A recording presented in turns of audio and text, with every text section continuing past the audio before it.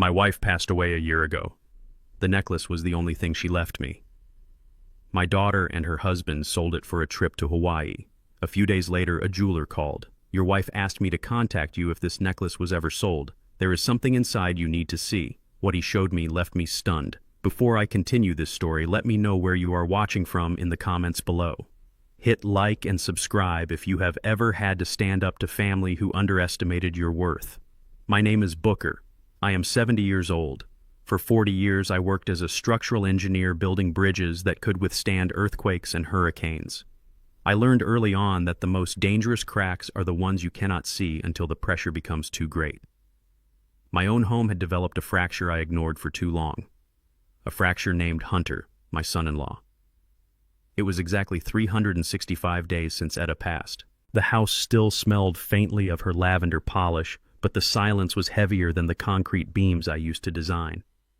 I woke up at 5 in the morning just as I had for decades. I shaved. I put on the charcoal suit Etta had picked out for our 40th anniversary. It was a day for respect, a day for memory. I intended to drive to the cemetery and sit with her for a while. But first I needed the necklace. It was a vintage ruby pendant surrounded by small diamonds on a gold chain. Etta wore it every Sunday. When she got sick, she made me promise to keep it safe. She said it was more than just jewelry. I never understood what she meant until today. I walked into the master bedroom. I went to the white oak dresser I had built with my own hands 30 years ago. It had a false bottom in the third drawer, a mechanism I designed that required a specific pressure at 2 points to open. It was not a safe, but it was clever. I pressed the points. The click was satisfyingly solid. The false bottom popped up. There sat the velvet box. I reached for it. My hand stopped. The weight was wrong. I did not even have to open it to know. As an engineer, I have spent my life calculating loads and masses. I knew the weight of gold and stone. This box was air. I opened the lid. Empty. The white satin lining stared back at me. No ruby, no gold, just a void where my wife's legacy should have been. I did not scream. I did not cry. I felt a coldness spread from my stomach to my chest. It was the same feeling I had years ago when I inspected a bridge and found the steel rebar had rusted from the inside out. Structural failure was imminent. I closed the box gently. I placed it on the dresser. I took a deep breath. Panic is for amateurs. I needed data. I walked out of the bedroom and began a systematic inspection of my home. I checked the front door. The deadbolt was intact. No scratches on the lock cylinder. I checked the back sliding door. The security bar was still in place. I went window by window. The dust on the sills was undisturbed. There was no forced entry. The alarm system log showed no breaches during the night. The conclusion was mathematical and absolute. The thief had a key. The thief knew the code. The thief knew about the false bottom in the drawer. Only 2 other people knew about that drawer. My daughter Ebony and the man she married. I went to the kitchen and picked up the landline. My hands were steady, but my heart was beating a slow, heavy rhythm against my ribs. I dialed Ebony. It rang 4 times, then voicemail. Hey, this is Ebony and Hunter. We are living our best lives right now, so leave a message. The cheerfulness in her recorded voice grated on my nerves. I hung up. I dialed Hunter. Straight to voicemail. I stood in the center of my kitchen. The morning sun was coming through the blinds, but the house felt cold. I looked at the calendar on the wall. Today was the anniversary of her mother's death. Ebony knew this. She knew I would be going to the cemetery. She knew I would want the necklace to polish it and hold it while I talked to Etta. And yet she was not answering. I needed to know where they were. I walked to the living room and picked up my iPad. I despise social media. Etta was the one who loved it. She liked to see what her friends from church were cooking or where their grandchildren were going to college. I kept her account active just to look back at her old photos sometimes. I opened Facebook. The algorithm did not make me search. It put the truth right at the top of the feed. Posted 2 hours ago. Location 4 Seasons Resort Maui at Wailea. The photo was high definition. The colors were vibrant. There was the ocean blue and perfect. And in the foreground were 2 faces I knew better than my own. Hunter was holding up a tropical cocktail with a skewered pineapple slice. He was wearing sunglasses that cost more than my first car. On his wrist sat a watch that caught the sunlight, a Rolex Submariner, brand new. Next to him was Ebony. She was smiling, not a small smile, a wide, carefree grin. She looked happy, she looked unburdened, She looked like a woman who had completely forgotten that today was the day her mother died. The caption read, "Finally escaped the gloom. Much needed relaxation with my hubby. Life is good." I sat down in my recliner. The leather creaked. I zoomed in on the photo. I looked at Hunter's wrist again. I know watches. I appreciate precision mechanics. That watch was a $12,000 item. Hunter had been unemployed for 18 months. He called himself an entrepreneur, but he spent his days playing video games in my guest room or asking me for loans he called investments. I looked at the background of the photo, the Four Seasons in Maui. I did the math in my head. Flights for 2 booked last minute would be at least $3,000. The room rate at that resort started at $1,200 a night. The food, the drinks, the watch, they were spending close to $20,000. Yesterday morning, Hunter had come to me in the garage. I was organizing my tools. He had stood there shifting his weight from foot to foot. He asked to borrow my impact driver. He said he wanted to fix a loose hinge in the hallway upstairs, the hallway right outside my bedroom. I had given it to him. I had trusted him. I had thought he was finally trying to be useful. I realized now he was not fixing a hinge. He was making noise. He was creating a cover sound so he could enter my bedroom while I was in the garage. He used the drill to mask the sound of opening the false bottom. He knew where it was because Ebony must have told him. Etta had shown Ebony the hiding place years ago in case of emergency. They had stolen the ruby. They had sold it. And they were drinking rum punch on a beach 5,000 miles away while I sat here in a suit preparing to visit a grave. I looked at the photo again. Ebony's neck was bare. She had traded her mother's legacy for a tan. I felt a shifting inside me. For years I had been the quiet provider, the stoic father. I had paid for Ebony's college. I had paid for their wedding even though I did not like Hunter. I had let them move into my house rent-free when Hunter's latest business venture failed. I had cooked for them. I had cleaned up after them. I had swallowed my comments when Hunter disrespected me at the dinner table. I did it for Etta. She always said Ebony would find her way. She said we had to be patient. She said family supports family. But Etta was not here. And this was not support. This was predation. I closed the iPad. I did not throw it. I set it down gently on the side table. I stood up and walked to the window. I looked out at the lawn I mowed every Thursday. It was neat, orderly, just like my life. But now there was a variable I had to eliminate. I took out my phone and sent a text to Ebony. I kept it simple. Where is the necklace? I watched the screen. 3 dots appeared, then disappeared, then appeared again. She was typing. She was deleting. She was talking to Hunter. 5 minutes later, a response came. It was not a text. It was a voice message from Hunter. I pressed play. His voice filled my quiet living room. It was loud, brash. The sound of wind and ocean was in the background. Hey Booker, relax, old man. Do not make a scene. The necklace was just gathering dust. It was old-fashioned anyway. We sold it to get some startup capital for my new project and to get Ebony some mental health days. You do not want your daughter depressed, do you? Consider it an early inheritance. We will be back next week to take care of you. Chill out. The message ended. I replayed it. I listened to the tone. It was dismissive, arrogant. He called me old man. He admitted to the theft as if he were doing me a favor. He claimed they were coming back to take care of me.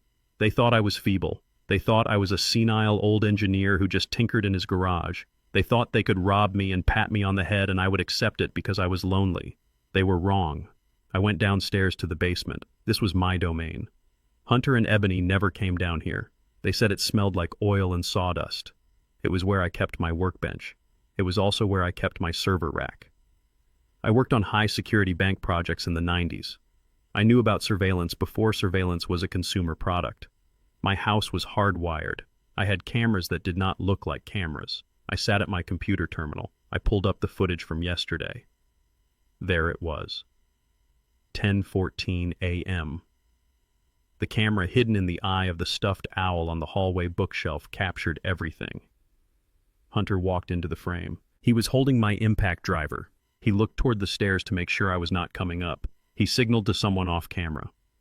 Ebony stepped into view. She looked nervous. She was biting her lip. "Hurry up, Hunter," she whispered. The audio was crisp. "Dad will come up for coffee soon." Hunter entered my bedroom. Ebony stood guard. She looked at the photos on the wall. Photos of her and Etta. She did not look ashamed. She looked impatient. A minute later, Hunter came out. He shoved the velvet box into his pocket. "Got it," he said. He was grinning. "What about the box?" Ebony asked. "Leave it," Hunter said. "Let the old guy think he misplaced it. He is getting forgetful anyway." Ebony nodded. She looked at the closed bedroom door. "Mom is dead," she said. "It is just a rock. He does not need it. We need a life." She turned and walked away. I paused the video. I looked at my daughter's face frozen on the screen. The distortion of entitlement twisted her features. She said I did not need it. She said it was just a rock. I saved the video file. I backed it up to 3 separate cloud servers. Then I opened a new folder on my desktop. I named it Evidence. My phone rang. It was a landline number I recognized. Levi's Jewelry. Levi was a man my age. Jewish. A survivor of things he rarely spoke about. He had made our wedding rings 41 years ago. He and Etta had shared a love for classical music and rare teas. I picked up. Booker Levi's voice was shaking. "I am here, Levi," I said. "Booker, I have to tell you, Hunter was just here. Or he was here 2 days ago. I just processed the transaction. He sold me the ruby pendant." "I know," I said. My voice was flat. "No, Booker, you do not know." Levi paused. He lowered his voice. "When Etta brought this piece to me 10 years ago for cleaning, she gave me specific instructions. She made me swear on my mother's grave. Instructions I asked. She told me that if this necklace was ever presented for sale by anyone other than you, I was to buy it immediately. No questions asked. And then I was to call you. Why, I asked. Because it is not just a necklace, Booker. Etta told me that she knew Hunter was trouble the day Ebony brought him home. She knew he would come for the money eventually. She prepared for this day." I gripped the phone. Etta.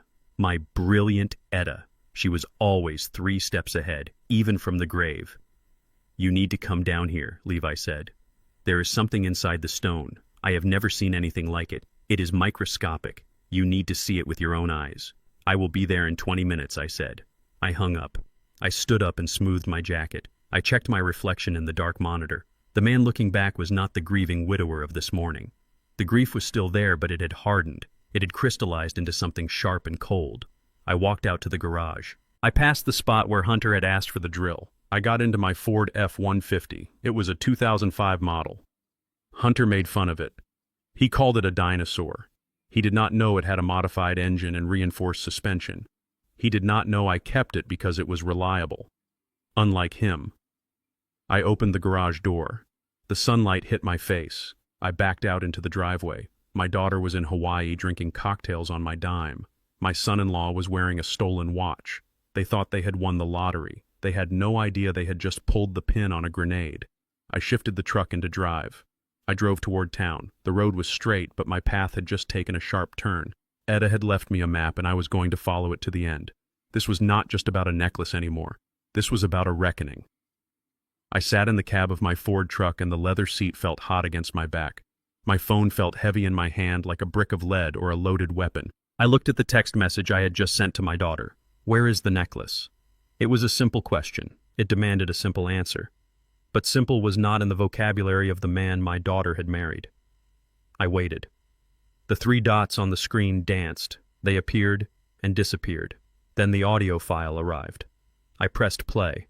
Hunter's voice oozed through the speakers of my truck. It was the voice of a man who had never worked a day of hard labor in his life. A man who thought the world owed him a living simply because he existed.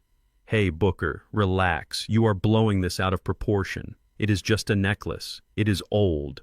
It was gathering dust in that drawer anyway. We sold it to fund our healing journey. Ebony has been so stressed lately with your gloom and doom. Do you want your daughter to be depressed? We needed this Hawaii trip to reconnect with our chakras. Consider it a donation to our mental health. We will bring you back a macadamia nut or something. Just chill out, old man." The message ended. I sat in silence. The words hit me like physical blows. Healing journey. Chakras. He stole the ruby my dead wife left me to sit on a beach and drink cocktails. And he used my daughter's mental health as a shield. He was weaponizing her happiness against me. He called me old man. He told me to chill out. In that moment, the grief I had been carrying for a year evaporated. It was replaced by something else. A cold, hard resolve. It was the feeling I used to get when I walked onto a job site and saw a contractor cutting corners with cheap concrete. It was the realization that the structure was compromised and it had to be condemned. I did not reply. I did not scream. I put the truck in reverse and backed out of the driveway. I had work to do. I drove back to the house. I parked in the garage. I walked past the spot where Hunter had asked for the drill just yesterday. I went into the house. It was silent, the silence of a crime scene. I locked the door behind me. I went straight to the basement door. I unlocked the deadbolt I kept there. Hunter and Ebony never went down here. They thought it was just a dusty workshop full of old tools and sawdust. They were wrong. The basement was cool. It smelled of ozone and oil. I walked past the workbench to the far wall where my server rack hummed in the darkness. I built this room 20 years ago when I was consulting for the Federal Reserve on vault security protocols. I sat in the ergonomic chair. I woke the monitors. 6 screens flickered to life. I did not just have cameras. I had a closed-circuit ecosystem that monitored every square inch of my property. Hunter thought he was clever. He thought he was dealing with a senile old man who did not know how to use an iPad. I typed in the command to retrieve the footage from yesterday morning. Timestamp 10:14 a.m. On screen 3, I saw the hallway leading to the master bedroom. Hunter was there. He was holding a pair of wire cutters he must have taken from my toolbox. He looked up at the ceiling. He saw the camera housing above the door frame. It was a decoy, a blinking red light meant to be seen, a simple plastic shell I had installed to test his character. Hunter smiled. It was a smirk of pure arrogance. He reached up. He snipped the wire. The feed on screen 3 went black. He thought he was invisible. He thought he had blinded me. I moved my mouse to screen 4. This feed was coming from the bookshelf, specifically from the left glass eye of the antique stuffed owl Etta had bought at an estate sale years ago. She loved that ugly bird. Hunter hated it. He called it creepy. He did not know that the owl saw everything. The high-definition lens captured Hunter's face perfectly as he put the wire cutters in his pocket. He turned to the top of the stairs. Ebony walked into the frame. She was standing at the top of the stairs, wringing her hands. She looked nervous, but she did not look innocent. "Did you get the feed?" she asked. Her voice was thin and reedy. "Yeah, I cut it," Hunter said. He patted the wall. "He won't see a thing. He is blind as a bat anyway." Then Ebony said the words that severed the last thread of my patience. She looked at her watch. She looked at the door to my room where her mother memories were stored. "Hurry up, Hunter," she said. "The old man is coming back from the garden soon. Grab the box and let's go. I am sick of this smell. It smells like old people in here." I paused the video. I stared at the frozen image of my daughter. Smell like old people. That was the smell of her parents. The smell of the people who paid for her braces, who paid for her car, who held her when she cried over boys who broke her heart. She stood guard while her husband looted my bedroom. She was not a victim. She was the architect. I watched them leave. I watched Hunter pat his pocket where the ruby was. I watched Ebony smile as they walked out the front door. I saved the clip. I burned it to a secure drive. I had the evidence of the crime. Now I needed the evidence of the sale. The phone on my desk rang. It was a secure landline. Only 3 people had this number. 1 was dead, 1 was my lawyer, and 1 was Levi. I picked up. "Booker," Levi said. His voice was trembling. I could hear the background noise of his shop, the hum of the polisher. "Levi, talk to me," I said. "He was here, Booker," Levi said. "That boy, that tall white boy with the expensive haircut." "Hunter." "I know," I said. My voice was flat. "He sold it." Levi took a breath. He came in arrogant. He threw the necklace on the counter like it was costume jewelry. He asked for cash. He said he did not want a paper trail. I weighed it. I checked the gold. I looked at the stone. How much I asked. I offered him scrap value for the gold and a standard rate for a commercial ruby, Levi said. $2,000. He took it, Booker. He laughed. He said it was free money. He said the old lady probably bought it at a flea market. My hand tightened on the phone until the plastic creaked. Etta had not bought that at a flea market. That necklace had been in her family for 3 generations. It survived the Depression. It survived segregation. It survived poverty. And Hunter sold it for the price of a weekend rental car. "I bought it," Booker Levi said. "I bought it because I remembered. Etta came to me 10 years ago. She sat in this same chair. She told me that if anyone but you ever tried to sell this piece, I was to buy it and call you immediately. Why Levi? I asked. Why did she do that? Because she knew, Levi whispered. She told me Hunter was a snake the day she met him. She told me Ebony was weak. She said the necklace was a test. And she said there is a time bomb inside it. A bomb, I asked, not an explosive, Booker. Information. She had me install a micro-inscription inside the ruby itself. A laser etching. You need to come see it. It triggers something. She called it the poison pill protocol. I stood up. My knees popped. I felt a surge of adrenaline I had not felt since my days inspecting high-rise foundations. Etta was gone, but she was still fighting for this family. She was still fighting for me. I am coming, Levi, I said. Do not close the shop. I hung up. I looked at the screen one last time. Ebony's face was still frozen in that dismissive sneer. They thought they had won. They thought they were smart. They had no idea they had just walked into a trap set by a dead woman 10 years ago. I grabbed my keys. It was time to see what Etta had left for me. It was time to arm the bomb. I drove my 2005 Ford truck down Main Street, and the engine hummed with a rhythm I knew by heart. Hunter called this truck a piece of junk. He told Ebony. I embarrassed them by driving it. He wanted me to buy a luxury SUV. He did not understand that this truck was paid for. It was solid steel. It was honest. Just like the woman who sat in the passenger seat for 20 years, Etta never cared about flash. She cared about foundation. I pulled up to Levi Fine Jewelry. The shop was tucked between a bakery and a dry cleaner. It had been there since the riots in the 60s. Levi was waiting for me. He unlocked the door before I even knocked. He looked older than I remembered. His hands were shaking as he flipped the sign to closed Booker. He said, "You look like a man ready for war." "I am not ready for war, Levi," I said. "I am ready for answers." He led me to the back room. It smelled of metal polish and old paper. The necklace was sitting on a black velvet pad under a bright lamp. It looked small, innocent. Just a red stone on a gold chain. To Hunter, it was a quick trip to Hawaii. To me, it was the last thing Etta touched before she went into the hospital. Levi picked it up with tweezers. He did not look at the gold. He looked at me. "You know, Booker," he said, "Etta was smarter than all of us combined. She came in here 10 years ago. It was a week after Ebony brought that boy home for the first time. You remember?" I remembered Hunter had walked into our house and assessed the furniture like an appraiser. He had asked Etta how much she thought the house was worth before he even asked her how she was doing. Etta told me that day. Levi continued. She said, "Levi, that boy has a hole inside him that no amount of money will ever fill. He will drain Ebony dry, and then he will come for us." She said she needed an insurance policy. Not for her, for the legacy. "She never told me," I whispered.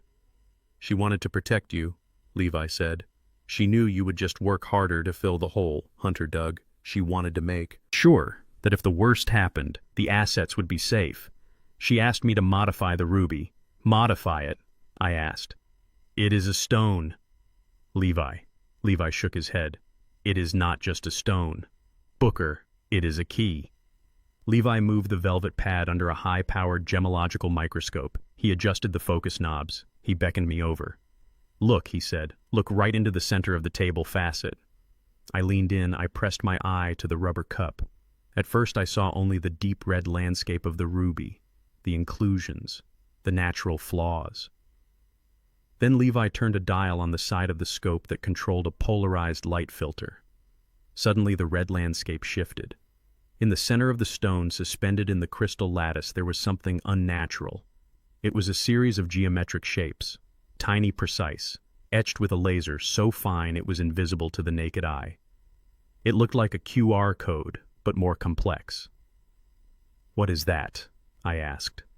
My voice felt thick. "That is optical data storage," Levi said. Etta had me send the stone to a lab in Switzerland. They etched a 64-character alphanumeric key into the heart of the gem. It is unreadable without this specific magnification and light frequency. "And what does the key open?" I asked. "It opens a blind trust," Levi said. He stepped back and pulled a thick file from his safe. He opened it. "The Etta Hayes. Revocable trust," he read. "The terms are explicit. Booker. The trust holds the majority of Etta assets, but the beneficiary clause is unique. It is what lawyers call a moral clause or a poison pill. Explain it to me, I said. I needed to understand the mechanics. I was an engineer. I needed to know how the load was distributed. Levi pointed to a highlighted paragraph. The beneficiary of the trust is designated as the physical holder of the ruby pendant. If the pendant is retained within the direct bloodline, meaning Ebony, the trust remains dormant and accrues value for her future. However, there is a condition. He turned the page. If the pendant is sold, transferred for monetary gain, or used as collateral by the primary beneficiary or their spouse, the trust immediately triggers a reallocation event. Reallocation to who, I asked. To you, Levi said, if you are alive, if not to a list of charities Etta selected. By selling this necklace for $2,000, Hunter effectively sold Ebony rights to the entire estate. He triggered the clause, Booker. The moment he took that cash, he disinherited his wife. I stared at the necklace. It sat there shining under the lamp. Hunter had held his future in his hands. He had held millions of dollars, and he traded it for a plane ticket and a fake tan. He was so blinded by the small glint of gold he missed the diamond mine underneath. Does he know? I asked. No, Levi said. Only 3 people knew.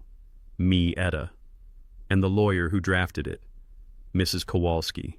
You need to go see her, Booker. She has the numbers. I just have the key. I left Levi. Shop with the necklace in my pocket. It felt heavier now. It carried the weight of Etta judgment. She had tested them from the grave and they had failed within 24 hours. I drove to the financial district. Mrs. Kowalski's office was on the 42nd floor of a glass tower. She was a woman of steel and silk, sharp eyes, expensive suits. She had been Etta friends since college. They were 2 black women who had climbed mountains in a world that wanted them to stay in the valley. Booker, she said when I walked in. She did not offer me coffee. She offered me a seat and a tablet, I assume. Levi told you about the sale, she said. He did. I said. Then you need to see what they threw away. She tapped the screen. A spreadsheet opened. I looked at the numbers. My breath caught in my throat. I knew Etta was good with money. I knew she invested. But I thought she was buying mutual funds. Maybe some bonds. I was wrong. Etta had been buying commercial real estate since the early 90s. Warehouses near the airport, storefronts in gentrifying neighborhoods, a logistics center in Texas. The total value at the bottom of the screen was $5,200,000. $5 million, I whispered. And growing, Mrs. Kowalski said. The rental income alone is $25,000 a month. Etta reinvested every penny. She wanted this to be Ebony's safety net. She wanted her daughter to be free. I looked out the window at the city below. I thought about Ebony in Hawaii. She was probably laughing right now, thinking she was clever for getting $2,000 for an old rock.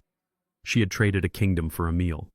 The sale of the necklace is the trigger, Mrs. Kowalski said.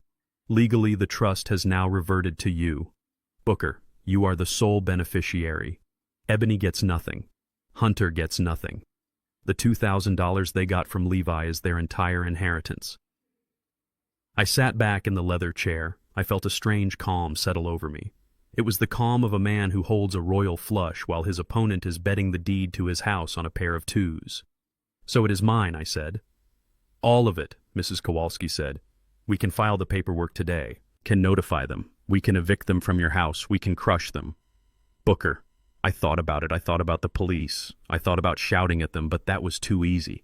That was too quick. Hunter was arrogant. If I confronted him now, he would play the victim. He would say it was a misunderstanding. He would manipulate Ebony. No, I said. Mrs. Kowalski raised an eyebrow. No, do not file anything yet, I said. Do not notify them. Let them enjoy their vacation. Let them come home thinking they got away with it. Why, Booker? She asked.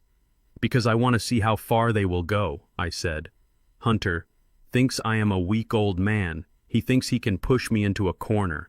I want him to try. I want him to dig a hole so deep that when I finally drop the dirt on him, he will never climb out. I stood up. Let them spend the money, I said. Let them plan. Let them dream about spending my pension, and when they make their move to take the rest, I will introduce them to reality. Mrs. Kowalski smiled. It was a shark smile, Etta. Married the right man. She said I walked out of the office. I had $5 million in my name. I had the necklace in my pocket. And I had a plan. I was going back to my empty house. I was going to wait for my children to return. And I was going to play the role of the confused, grieving father perfectly until the moment I decided to stop playing. Hunter wanted a war. He just did not know he was fighting a nuclear power. I sat in my truck in the parking lot of Mrs. Kowalski office building. I watched the people walking by. Businessmen in suits, couriers on bikes. They were rushing to meetings, rushing to deadlines. I was not rushing, I was calibrating. For 40 years, I had calculated stress loads on steel beams. I knew exactly how much pressure a structure could take before it buckled. Now I was applying that same math to my own family. I took out my phone. My hands were steady. I dialed Ebony number. It rang once, twice. Then she picked up. Hello. Her voice was guarded. She was expecting a fight. She was expecting the angry father who had demanded answers. I cleared my throat. I let a tremor creep into my voice. It was a subtle performance, just enough to suggest weakness, just enough to suggest age. Ebony, honey, I said. I have been thinking. There was silence on the line. I could hear the wind in the background, the sound of waves.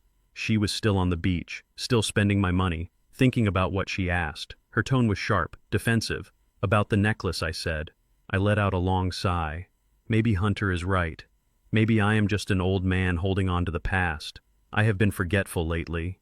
Maybe I misplaced it. Maybe I gave it to you and forgot. The silence stretched. I could almost hear the gears turning in her head. She was processing the shift. She was recalculating my threat level. She looked at Hunter. She whispered something. Then she came back on the line. Her voice was different. It was sweeter, lighter. It was the voice she used when she wanted money for a new dress in high school. Oh, Dad, she said. I am so glad you see it that way. Hunter and I were just talking about how worried we are about you. We know you have been lonely since Mom died. We just want you to be happy. I am happy, I lied. I just want peace. Of course, Dad, she said. You deserve peace. Listen, we are going to cut the trip short. We miss you. We want to come home and take care of you. We will be back tomorrow.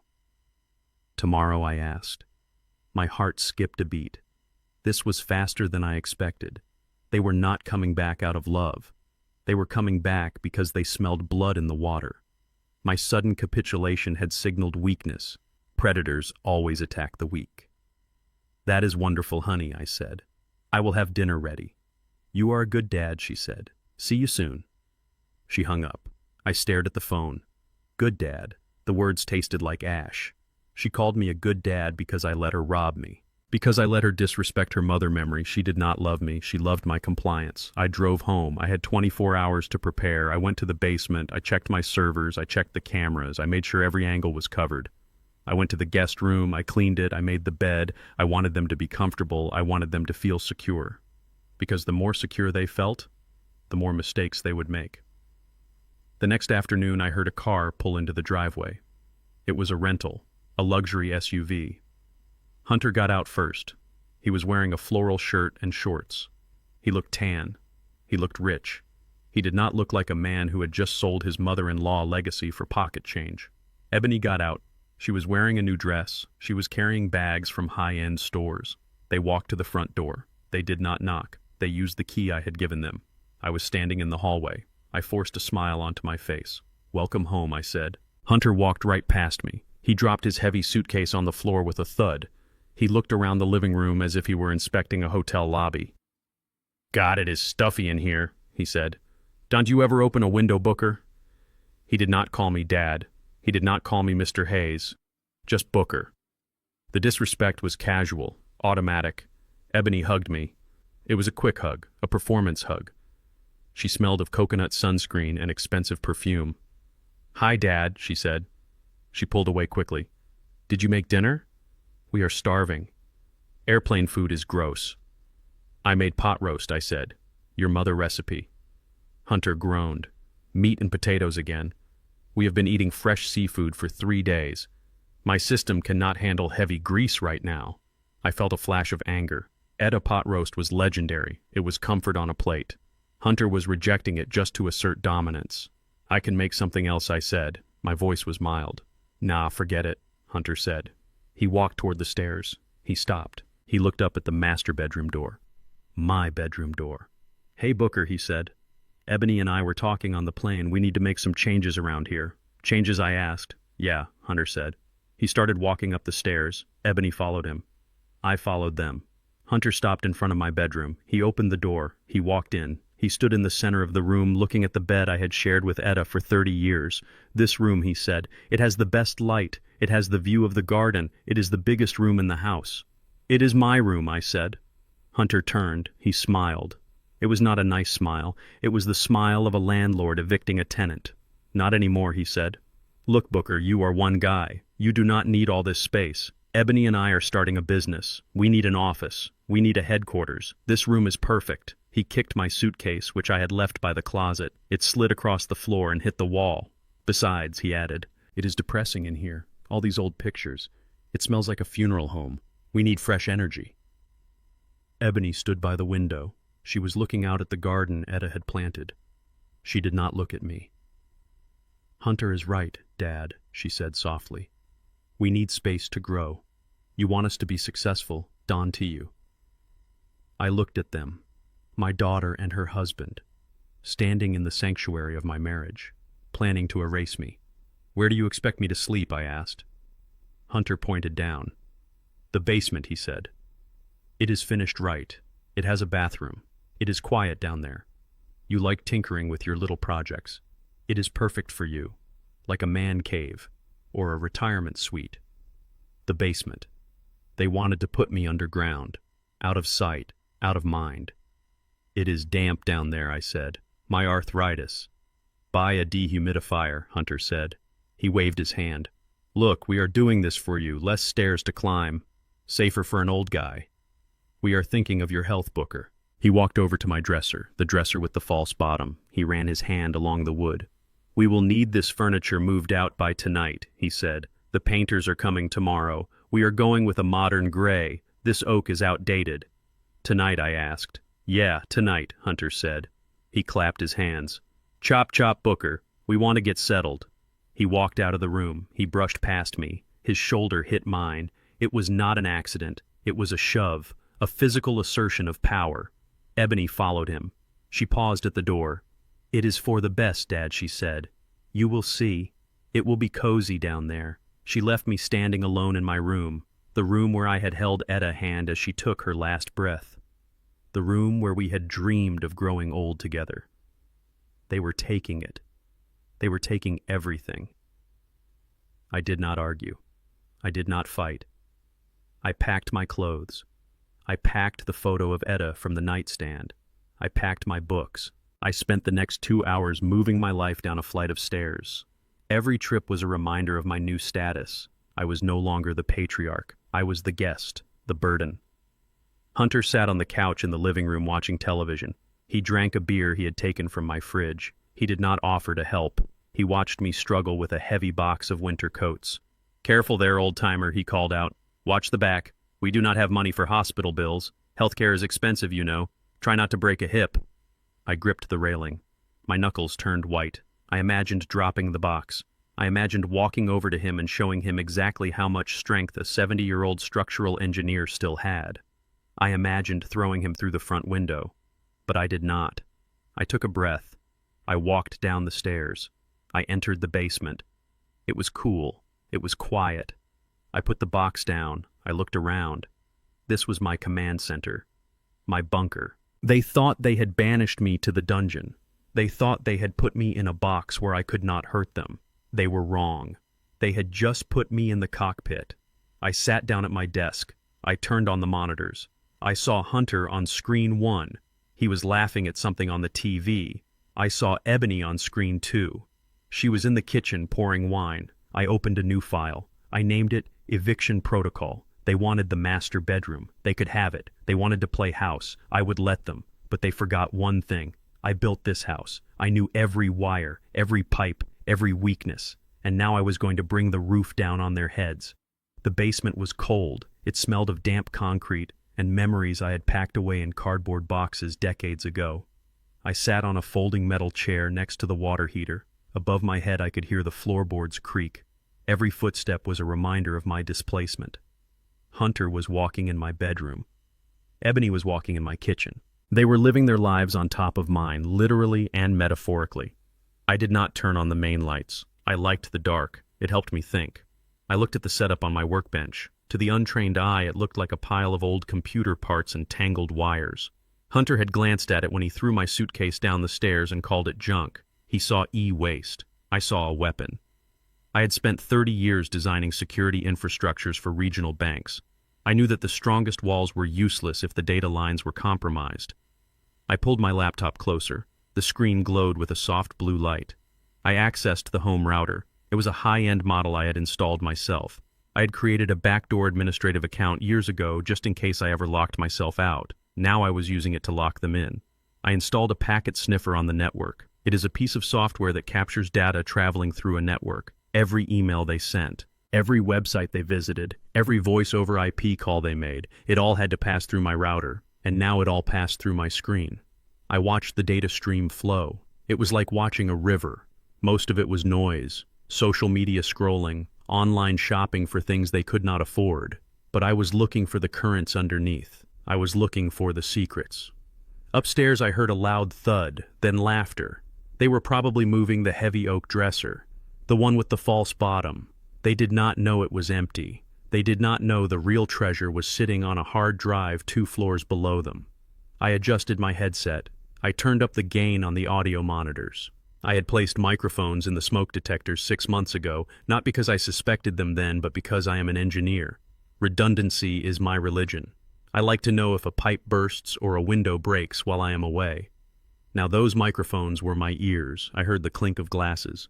I heard the pop of a cork. They were celebrating, drinking my wine, eating my food, living in my house. I sat in the dark and I waited. Patience is the difference between a good foundation and a great one. You have to let the concrete cure. You have to let the trap set. At 2 a.m, the house was silent. The floorboards had stopped creaking. The celebration was over. I was still awake. I was drinking lukewarm coffee from a thermos. My eyes were fixed on the audio waveform on my monitor. Suddenly the line spiked. Someone was awake. Someone was making a call. I isolated the feed. It was coming from the garage. Hunter. He had gone to the one place he thought was soundproof. He did not know I had installed a high-sensitivity acoustic sensor near the water main to detect leaks. It picked up his voice perfectly. I put on my headphones. I pressed record. "Please, Vinny, I need more time." Hunter's voice was thin. It lacked the arrogance he showed me earlier. It sounded wet with fear. There was a pause. He was listening to someone on the other end. I could not hear the other person, but I could infer the violence in their words by the way Hunter's breathing hitched. I know, Hunter stammered. 200,000. I know the number, Vinny. You do not have to threaten me. I have a solution. I am standing in the solution right now." He paused again. "It is the house, Vinny. The old man house. It is a colonial on a double lot in the historic district. I checked the comps on Zillow yesterday. It is worth $850,000 conservatively." I froze.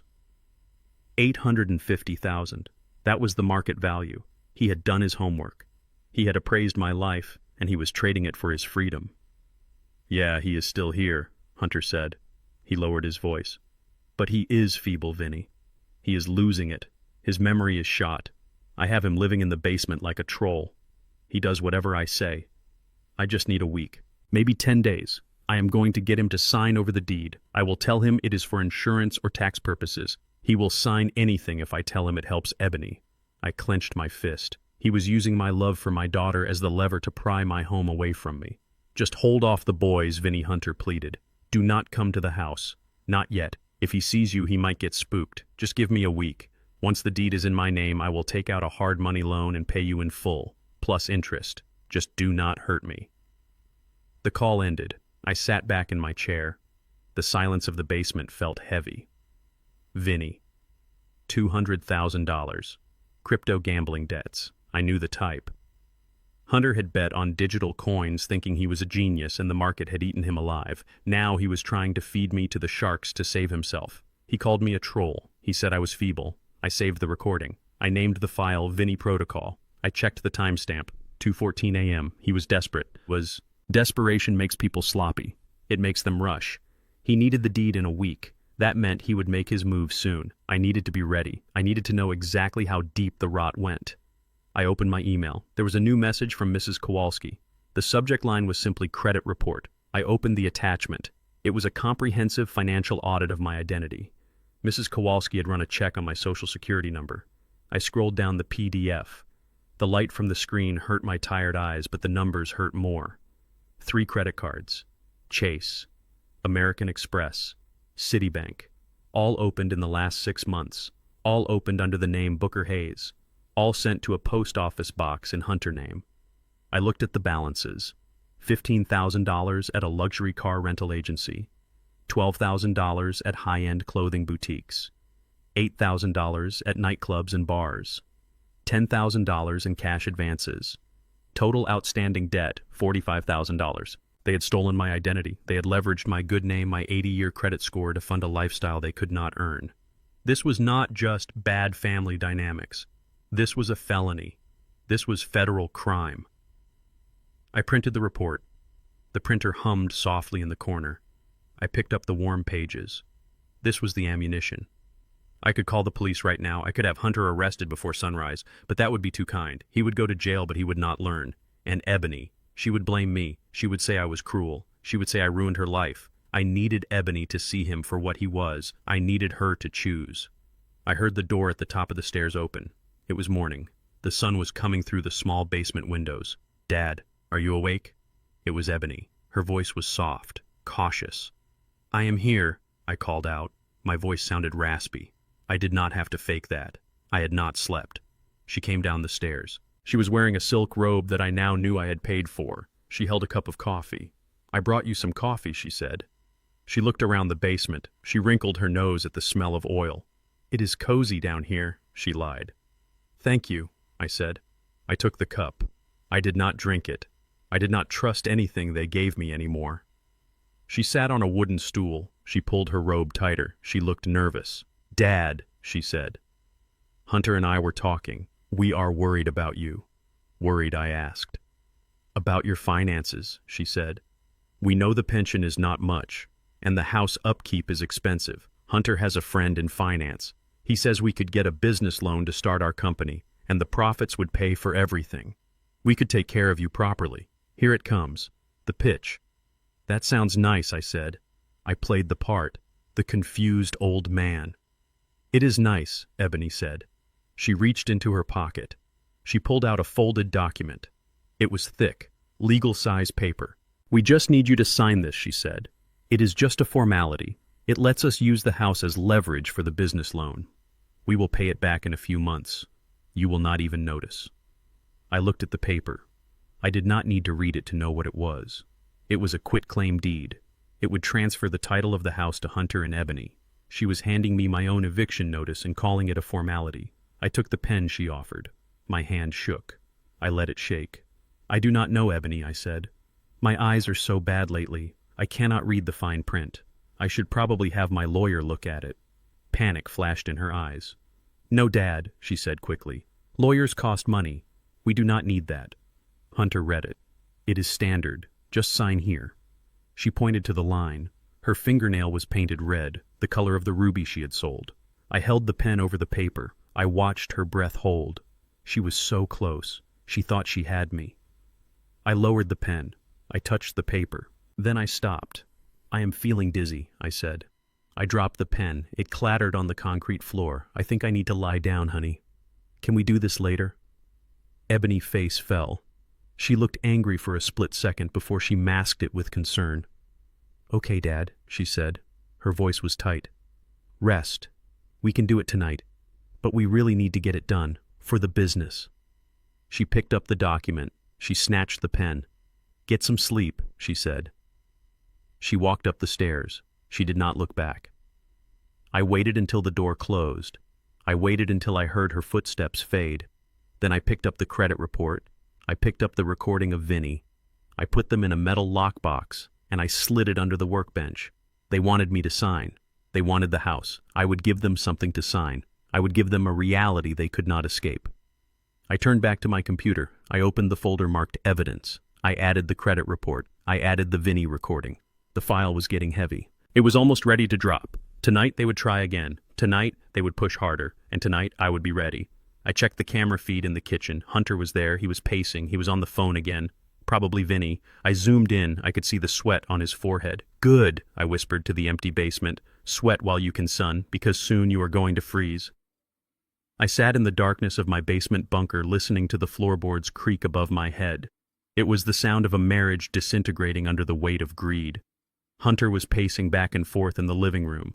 His footsteps were heavy and erratic. He was a man running out of time, and he knew it. Vinny the loan shark had given him a deadline, and that deadline was breathing down his neck like a hot wind. I adjusted the volume on my headset. The microphone in the smoke detector picked up every word. "You are useless!" Hunter screamed. His voice cracked with hysteria. "I told you to get him to sign the papers this morning. Why did you let him drop the pen? Why did you let him walk away?"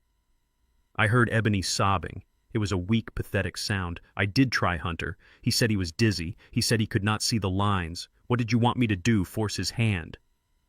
"Yes," Hunter roared. "Yes, that is exactly what I wanted you to do. Do you think Vinny cares if your father is dizzy? Do you think the bank cares? We are drowning, Ebony. We are underwater, and your father is the only life raft we have. You need to stop being a daddy's girl and start being a partner." I heard the sound of glass breaking. Hunter had thrown something, probably one of Etta Vase's. He was destroying my home piece by piece because he could not steal it fast enough. He is old. Hunter hissed. His brain is turning to mush. He won't even remember signing it. Just put the pen in his hand and guide it. Tell him it is for a magazine subscription. Tell him it is for tax rebates. Lie to him, Ebony. Do whatever it takes. "I cannot just force him," Ebony cried. "He is my dad. He looked so frail today." "He is not frail. He is stubborn," Hunter said, "and he is selfish. He is sitting on a gold mine while we starve. He owes us this, after everything we have done for him, after we moved back here to take care of him." I almost laughed. Take care of me. They came back to pick the carcass clean. "Make him sign," Hunter said. His voice dropped to a menacing whisper. "Or I will make him sign, and if I have to do it, I won't be gentle about it. Get it done, Ebony. Tomorrow. No more excuses." I took off the headset. I rubbed my temples. My daughter was being bullied by a man who was terrified of his own shadow, and instead of standing up to him, she was folding. She was becoming his accomplice, not out of love, but out of fear. It broke my heart, but it also hardened my resolve. I opened my logbook. I wrote down the time and the threat. I was building a case, not just for the police, but for my own conscience. The next morning, the psychological warfare began. They decided that if I claimed I could not see or remember things, they would make that lie a reality. They launched a campaign of gaslighting that was as cruel as it was clumsy. I woke up and reached for my reading glasses. I always left them on the nightstand next to my cot. They were gone. I patted the table. I checked the floor. I knew exactly where I had put them. I am an engineer. I do not misplace tools. I walked up the stairs squinting. I found Ebony in the kitchen. She was stirring oatmeal. She did not look at me. "Ebony," I said, "have you seen my glasses? I cannot find them." She turned. Her face was a mask of pity. "Oh, Dad," she said. Again. "You lost them yesterday, remember? You left them in the garden. We looked for an hour, but we could not find them. You really need to be more careful. Your memory is getting worse every day." I stared at her. So, I had not been in this garden yesterday. I had been in the basement all day. She was lying to my face, trying to make me doubt my own mind. "I must have forgotten," I said softly. I played the part. I let my shoulders slump. I let my hand tremble. "It is okay, Dad," she said. She patted my arm. "It is just part of aging. We will help you. Hunter says we should make an appointment with a specialist, just to check your cognitive decline." Cognitive decline. The script was written. They were setting the stage. Later that afternoon, I went to look for my wallet. It was usually in my back pocket. It was gone. I searched the basement. I searched the bathroom. Hunter came down the stairs. He was holding my wallet. "Looking for this, Booker?" he asked. He tossed it to me. I caught it. "Where was it?" I asked. "In the refrigerator," Hunter said. "You put it in the crisper drawer next to the lettuce. I guess you thought it needed to stay cool." He laughed. It was a cold, mocking sound. The refrigerator. He thought I was stupid enough to believe I put my wallet in the fridge. "Man, you are really losing it," Hunter said. "First the glasses, now this. Maybe it is time we took over the finances, Booker. You are obviously not capable of handling your money anymore. You might throw it in the trash thinking it is recycling." I looked down at my wallet. I opened it. The cash was gone. $40. He had stolen $40 and gaslighted me in the same breath. "I guess you are right," I said. "My mind is just not what it used to be. I am so confused lately." Hunter smiled. It was the smile of a wolf watching a wounded deer. "Do not worry, Booker," he said. "We will take care of everything. You just rest." I waited until he went back upstairs. Then I opened the bottom drawer of my desk. I pulled out my backup glasses. I pulled out my backup wallet. I pulled out my journal. I wrote it all down. Date June 12th. Incident 1, stolen glasses. Claimed lost in garden. Incident 2, stolen wallet. Stolen. Placed in refrigerator. Cash removed. Objective: create a history of dementia. Establish grounds for power of attorney. I closed the book. I looked at the camera feed. Hunter was high-fiving Ebony in the living room. They thought it was working. They thought I was crumbling. They did not know I was documenting every brick they pulled from the wall. That evening, the escalation turned dangerous. Psychological torture was not moving fast enough for Hunter. He needed results. He needed me pliable. I was sitting in my chair reading a book on structural dynamics with my backup glasses. I heard footsteps on the stairs. I quickly hid the glasses and the book. I slumped in the chair, staring blankly at the wall. Hunter came down. He was carrying a tray. On it was a steaming mug of tea. "Hey, Booker," he said. His voice was overly bright. "Fake. I made you some herbal tea. Ebony says it helps with memory and relaxation. It is a special blend. Chamomile and valerian root. Drink up. It will help you sleep." He placed the mug on the table. Steam rose from it. "Thanks, Hunter," I said. "That is very thoughtful." He stood there. He did not leave. He watched me. He wanted to see me drink it. "It is best when it is hot," he urged. "Go ahead, take a sip." I lifted the mug. The aroma hit me. Beneath the floral scent of the chamomile there was something else, something sharp and metallic, a bitter undertone that reminded me of almond extract. I knew that smell. I had worked with industrial solvents. I knew what sedatives smelled like when they were dissolved in hot water.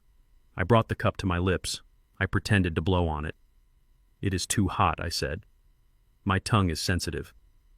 I need to let it cool down." Hunter tapped his foot. He was impatient. "Just drink it, Booker. Stop being difficult." I looked at him. I saw the tension in his jaw. I saw the sweat on his upper lip. "I will drink it in a minute," I said. "I promise. I just need to use the bathroom first." Hunter sighed. "Fine. But drink it before it gets cold. We need you rested for tomorrow. We have a lot of paperwork to go over." He turned and went upstairs. He stopped at the top of the stairs to look back, ensuring I was still there. Once the door clicked shut, I moved fast. I picked up the mug. I walked to the corner of the basement where Etta had left a large potted snake plant. It was a tough plant. It had survived neglect and darkness. I poured the tea into the soil, every drop. Then I went to the bathroom and flushed the toilet to make noise. I came back and sat down with the empty mug. 10 minutes later, Hunter came back down. He saw the empty mug. He smiled. "Good job, Booker," he said. "Feeling sleepy yet?" "A little," I said. I let my eyelids droop. I slurred my words slightly. "I feel heavy," Perfect Hunter said. "You just sleep, old man. We will handle everything in the morning." He took the mug and left. I waited an hour. I checked the cameras. Hunter and Ebony were in the living room. Hunter was setting up a tripod. He was adjusting a video camera. "She needs to ask him questions," Hunter was saying. "Get him confused. Get him to say he does not know what day it is. Once the drugs kick in, he will be drooling. We will record it. We will show it to the judge. It is a slam dunk for incompetency." I felt a cold rage settle in my gut. They had drugged me, or tried to. They wanted to parade me in front of a camera like a circus animal and strip me of my dignity. I looked at the snake plant. I watched it. By the next morning, the leaves were yellow. The stalks were drooping. The plant was dying. Whatever was in that tea was potent. It was toxic. They were not just gaslighting me. They were poisoning me. I took a picture of the dead plant. I took a sample of the soil and put it in a plastic bag. I labeled it Exhibit C, Attempted Poisoning. I put the bag in the lockbox. I looked at the camera feed again. Hunter was asleep on the couch. The camera was still set up on the tripod waiting for its star. I sat in the dark and I plotted. They wanted a show. They wanted a confused, helpless old man. I would give them a performance, but it would not be the one they expected. I was going to invite an audience. I was going to turn their little home movie into a blockbuster disaster. The next phase of my plan required a catalyst. It required a party. If they wanted to celebrate my demise, I would let them throw the party, and then I would blow out the candles. The basement door opened with a screech of rusty hinges that echoed like a warning shot. I was sitting at my workbench soldering a circuit board for a motion sensor I intended to install near the liquor cabinet. I did not look up immediately. I let them stand there in the gloom. It was a power move I had learned from a foreman in 1985. Make them wait. Make them uncomfortable. Hunter cleared his throat. It was a wet, nervous sound. Booker, he said. Booker, Hita. His voice was too loud for the small space. We have a visitor. I turned my swivel chair slowly. Hunter was standing at the bottom of the stairs. Next to him was a man I had never seen before. He was short. He was sweating despite the cool air of the basement. He wore a suit that was 2 sizes too big and made of a synthetic fabric that shined under the fluorescent lights. His shoes were scuffed. His tie was stained with what looked like mustard. This is Mike, Hunter said. He gestured to the man with a wave of his hand. He is a friend of the family, a specialist in what I asked. My voice was level. Psychology, Mike said. He stepped forward and extended a damp hand. I did not take it. I looked at his fingernails. They were bitten down to the quick. Hunter tells me you have been having some trouble adjusting, Mike continued. He pulled his hand back and wiped it on his trousers. Memory lapses, confusion, aggression. We just want to have a chat, a friendly evaluation. I looked at Hunter. He was smirking. He thought he had brought in a heavy hitter. He thought this man in a cheap suit was going to sign my life away. Evaluation, I said. Is that what we are calling it? It is just a formality, Hunter said. He leaned against the support beam. Mike here is a certified geriatric specialist. He is going to ask you a few questions, just to make sure you are firing on all cylinders, old man. I put down my soldering iron. I turned off the magnifying lamp. I folded my hands in my lap. Proceed, I said. Mike pulled a folding chair from the corner. He dragged it across the concrete floor. The sound was excruciating. He sat down facing me. He pulled a notepad from his pocket. It was not a medical chart. It was a spiral-bound notebook from a dollar store. Mr. Hayes, Mike began. Do you know what year it is? It is 2024, I said. Good, Mike said. He made a show of writing it down. And who is the current president of the United States? I answered him. Okay, Mike said. He licked his lips. He looked at Hunter, then back at me. Now, Mr. Hayes, these next questions might seem a bit personal, but they are standard for your condition.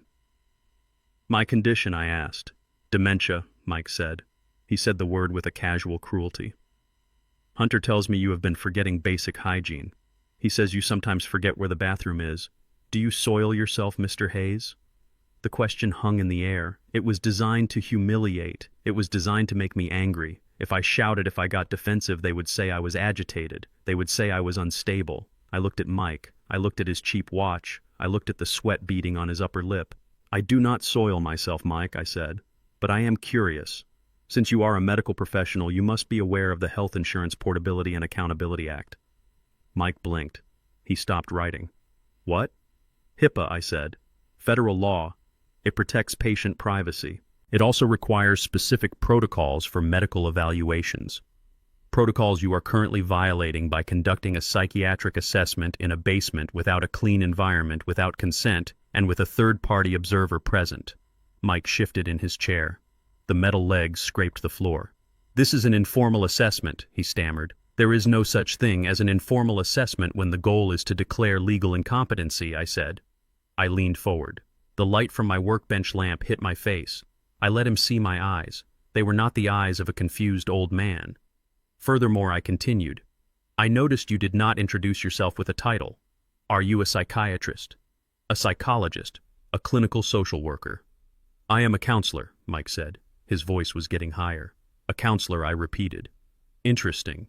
In this state, a counselor requires a license from the Board of Behavioral Sciences. What is your license number, Mike? Mike froze.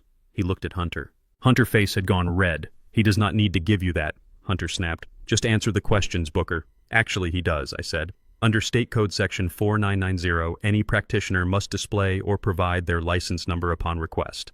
Failure to do so is a misdemeanor. Practicing without a license is a felony. I stood up. I am 6 feet 2 inches tall. I spent my life lifting steel. I still have broad shoulders. Mike shrank back in his chair. So, Mike, I asked, are we going to continue this felony, or are you going to leave my house before I call the state board and report a fraud? Mike stood up so fast his chair tipped over. It crashed onto the concrete. I did not sign up for this, Hunter, Mike said. His voice was shaking. You said he was senile. You said he was a vegetable. This guy knows the law better than I do. Shut up, Mike, Hunter hissed. He pushed off the support beam. He walked toward me. He invaded my personal space. I could smell the stale alcohol on his breath. Stop playing lawyer, Booker, Hunter said. He poked me in the chest. A hard, painful jab. You think you are smart. You are just a confused old man who does not know what is good for him. Mike here says you are incompetent. That is all I need. I just need him to sign the paper. I looked at Mike. He was backing toward the stairs. I am leaving, Mike said. I am not losing my license for $200. $200. That was the price of my freedom. Hunter had hired a budget fraud to steal my life. Get back here, Mike, Hunter shouted. He did not look at Mike. He kept his eyes on me. His pupils were dilated. He was losing control. The narrative was collapsing. You are ruining everything, Hunter whispered to me. Just like you always do. You think you are better than me. You think you are the big, successful man, and I am just the screw-up. I never said that, I said calmly. You did not have to say it. Hunter screamed. Spittle flew from his mouth. It is in your eyes. Every time you look at me, you judge me. You think I am not good enough for your daughter. Well, guess what, old man? I own this house now. I own you. He shoved me. It was not a poke this time. It was a two-handed shove with all his weight behind it. I was standing near the workbench. I let myself stumble. I let myself fall. I hit the floor hard. My hip struck the concrete. Pain shot up my leg. It was real pain, but I did not cry out. I stayed down. I sprawled on the floor next to the fallen chair. I looked up at him. You just assaulted a senior citizen, I said. My voice was calm, dangerous. Hunter's face twisted. He realized what he had done, but instead of backing down, he doubled down. He decided to rewrite reality in real time. He started screaming. Help, Hunter yelled. He looked toward the stairs as if performing for an audience. Help, Ebony. He is going crazy. He is attacking me. He grabbed his own shirt and ripped the collar. He scratched his own neck until it bled. Get off me! Hunter screamed at the empty air. He kicked the workbench. Tools clattered to the floor. You are insane, old man, Hunter shouted, looking down at me. You tried to hit me. Mike saw it. Mike is a witness. He turned to where Mike had been standing, but the stairs were empty. The basement door was swinging shut. Mike was gone. Hunter looked back at me. He was breathing hard. His chest was heaving. He looked wild. It does not matter, he hissed. It is my word against yours. And who are they going to believe? The young, successful businessman or the old man who thinks people are stealing his glasses? I lay on the floor. I adjusted my left cuff. On my wrist, I wore a smartwatch. It was not a luxury item like Hunter Rolex. It was a tactical tool. I had pressed the side button the moment Hunter poked me. It had been recording for 3 minutes. I have the assault. I have the confession. I have the threats. I groaned. I held my hip. You hurt me, Hunter, I said. Good, Hunter said. Maybe that will knock some sense into you. Stay down there. Think about your options. Because tomorrow I am bringing a doctor who won't scare so easy. And if you try anything like this again, I will put you in the ground myself. He turned and stormed up the stairs. He slammed the basement door. I heard the lock click. He had locked me in. I sat up slowly. I checked my hip. It was bruising but not broken. I checked the watch. I stopped the recording. I saved the file. I named it Assault Protocol. I stood up. I walked to my computer. I uploaded the file to the cloud server. I sent a copy to Mrs. Kowalski. Then I picked up the phone. Not to call the police. Not yet. I called Vinny the Shark. I had found his number in the call logs I intercepted last night. It rang 3 times. A gruff voice answered. "Yeah. This is not Hunter," I said. "This is the man whose house he promised you." There was silence on the line. "I am listening," the voice said. "Hunter is lying to you," I said. "He does not own the house. He never will. He is broke. He is desperate. And he is about to go to jail for elder abuse.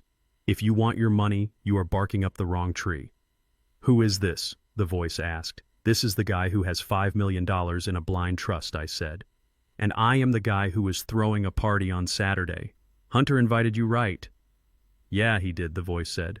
"Said we would celebrate the transfer of the deed." "Come to the party," I said. "Come early. I have a business proposition for you. One that does not involve breaking my legs." "You want to pay his debt?" the voice asked. "No," I said. "I want to buy his debt. I want to own it. And then I want to collect." The voice laughed. It was a dry sound like sandpaper on concrete. "I like you, old man. I will be there." I hung up. I looked at the locked door at the top of the stairs. Hunter thought he had trapped me. He thought he had won the round. He did not know I had just bought the stadium. Saturday was coming. The anniversary party, the stage was set, the actors were ready, and I was going to bring the house down. I sat on the cot in the corner of the basement and rubbed my bruised hip. The concrete walls felt closer than they had yesterday. The air was stale. My watch told me it was 10 in the morning, but down here it was always midnight. I heard footsteps upstairs, quick light steps, ebony, heavy stomping steps. Hunter. They were moving around my kitchen, drinking my coffee, planning my demise. It was time to pull the trigger. I walked to the stairs. I did not pound on the door. I scratched at it. A weak, desperate sound, like an animal trapped in a wall. "Ebony," I called out. My voice was a croak. "Ebony, please. I am confused." The footsteps stopped. I heard whispering. Then the lock clicked. The door opened a crack. Ebony peered down into the gloom. She looked guilty. "Good. Guilt is a lever. Dad," she said. "Are you okay?" I let my legs tremble. I leaned against the railing as if it were the only thing holding me up. "I do not know, honey," I said. "I had a bad dream. Or maybe it was real. I thought Mike was here. I thought I fell. My head is swimming, Ebony. I cannot remember what is real anymore." Ebony opened the door wider. She came down a few steps. "It is okay, Dad," she said. "You just had a rough night. Hunter said you were agitated. He locked the door for your safety. He did not want you wandering off. For my safety. They locked me in a dungeon for my safety." "I think he is right," I said. I lowered my head. "I am losing it, Ebony. The dates, the names. It is all slipping away. I do not want to be a burden. I do not want to be dangerous." Ebony's face softened. She saw surrender. She saw the obstacle crumbling. "I want to sign," I said. Her eyes widened. "Really, Dad?" "Yes," I said, "but I want to do it right. I want to say goodbye to this house properly. Tomorrow is your mother anniversary. I want to have a party, a celebration of her life. And at the end of the night, I will sign the deed over to you and Hunter. I will announce it to everyone. I want everyone to know that the legacy is safe with you." Ebony smiled. It was the first genuine smile I had seen in days. It was the smile of a woman who just won the lottery. "A party," she said. "That sounds beautiful, Dad. Mom would love that." "Go tell Hunter," I said. "Tell him I am ready to retire. Tell him he won." She ran up the stairs. She left the door open. I listened. "Hunter," she squealed. "He is cracking. He wants to sign. He wants a party." I heard Hunter laugh. It was a bark of triumph. "A party," he said. "Hell yes, we will have a party. We will throw the biggest bash this town has ever seen. We will celebrate my new empire." I walked back to my desk. I sat down. I opened the laptop. I watched them on the screen. Hunter was already on the phone. He was not calling a caterer yet. He was calling his audience. "Hey boys," he shouted into his cell phone. "You busy Saturday? Cancel it. You are coming to the Hayes estate." "Yeah, my estate. The old man is handing over the keys. We are going to pop bottles. Bring everyone. I want witnesses. I want people to see me take the throne." He was inviting his cronies, the low-level hustlers, the guys he owed money to. He wanted to show off. He wanted to prove he was a big shot. He was building a stage for his own execution and he did not even know it. Then he made the mistake that would seal his fate legally. He pulled out his wallet. He pulled out the black credit card he had opened in my name, the one with the $15,000 limit that was nearly maxed out. He called a high-end catering company, the one that did the mayor inauguration. "I want the platinum package," he said. "Lobster, filet mignon, top-shelf open bar, spare no expense. Put it on the card.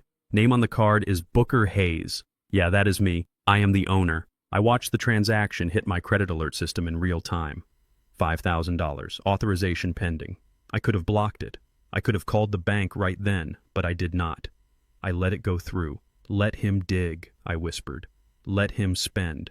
Every dollar is another year on his sentence. Grand larceny, identity theft, fraud." He hung up. He high-fived Ebony.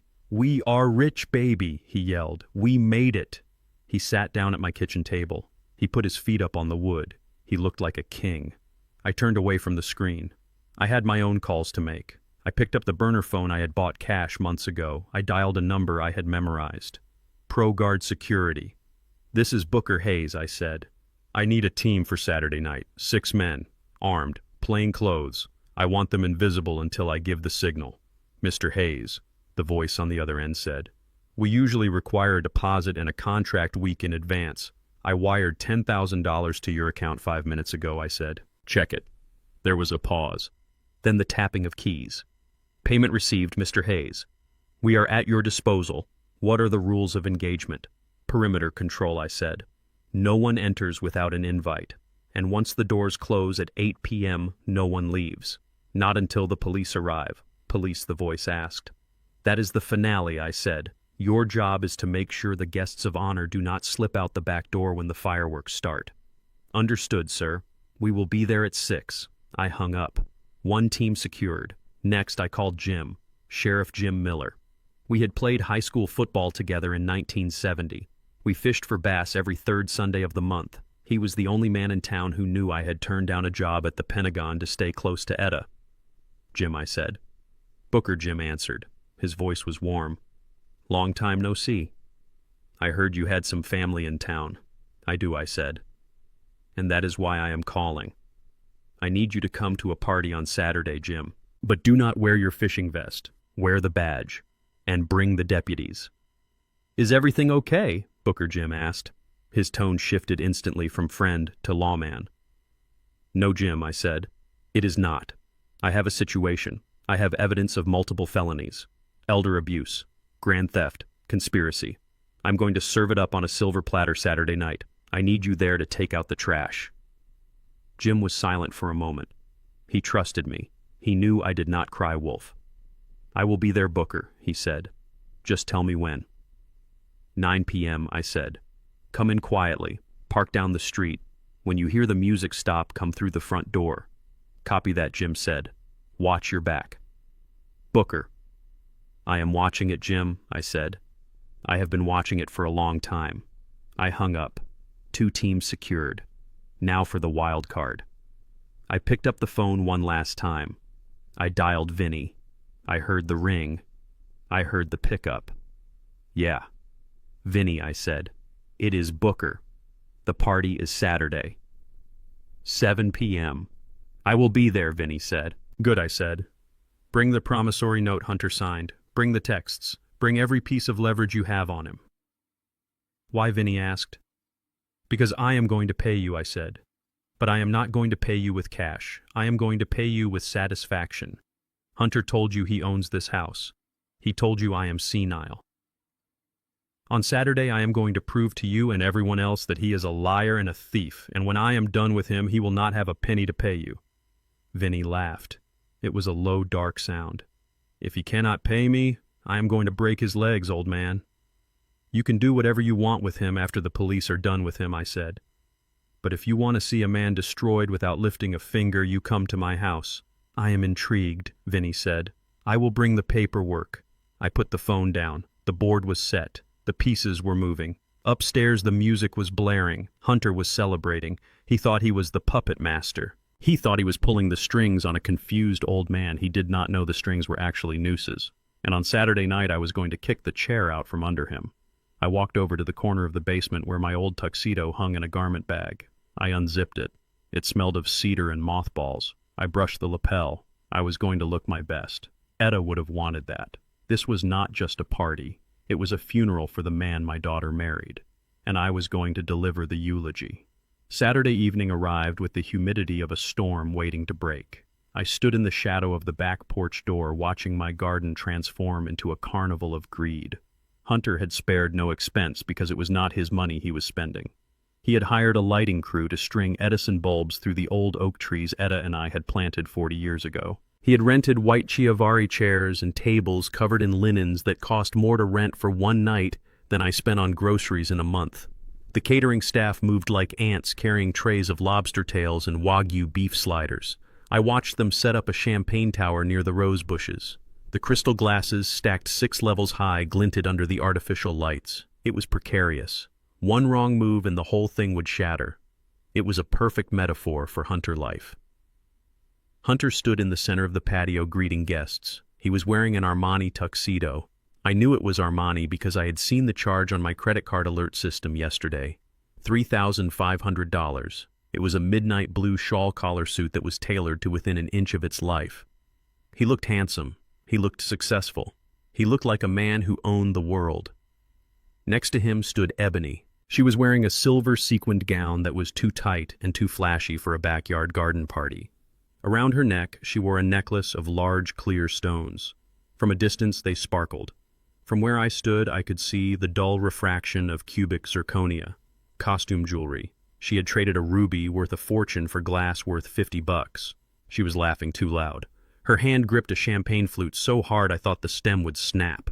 She looked terrified. I scanned the crowd. It was a grotesque mix of people. There were neighbors who looked confused by the sudden opulence. There were Hunter old fraternity brothers who were drinking my scotch straight from the bottle. And then there were the others, the men in ill-fitting suits standing near the perimeter. Vinny crew. I saw Vinny standing near the hydrangeas. He was eating a shrimp skewer. He looked bored. He looked dangerous.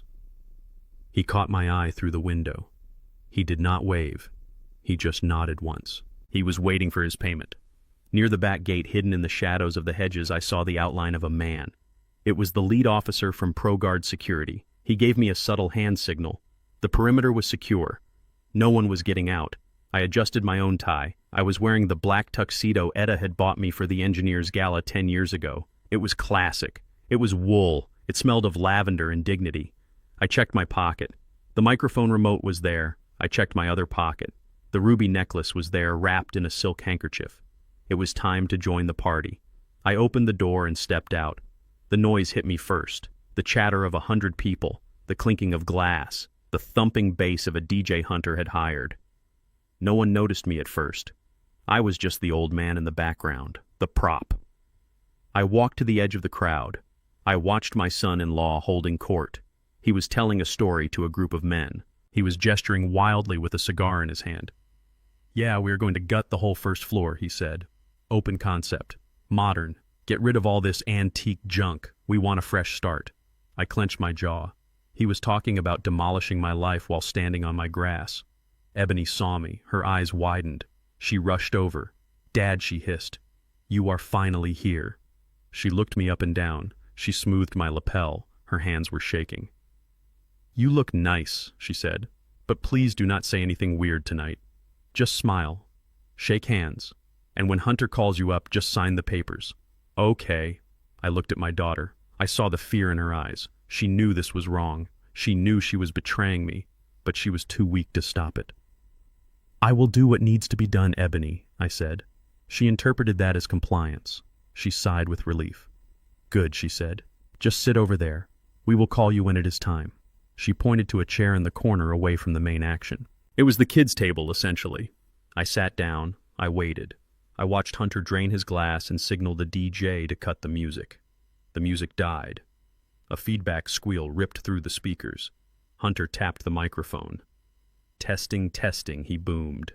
He loved the sound of his own voice. "Ladies and gentlemen, everyone grab a glass," he shouted. "We have a big announcement." The crowd quieted down.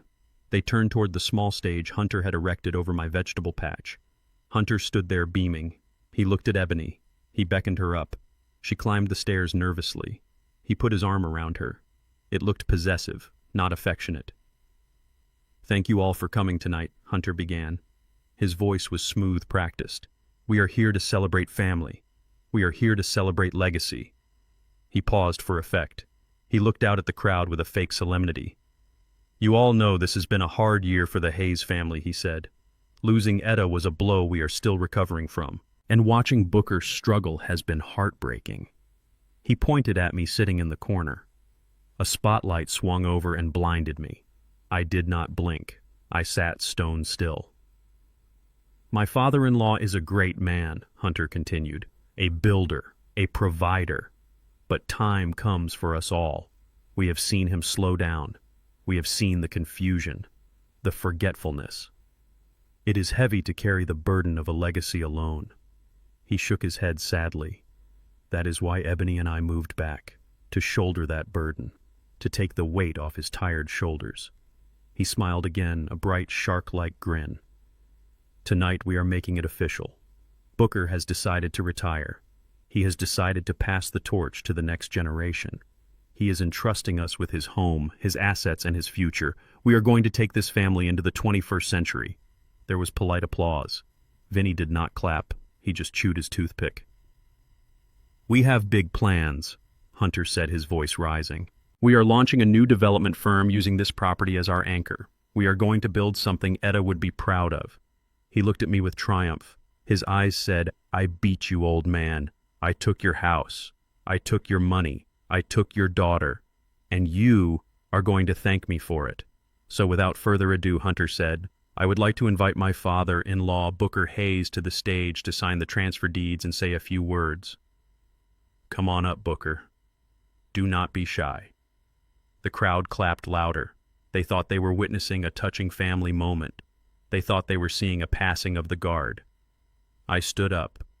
I buttoned my jacket. I walked through the crowd. The guests parted for me.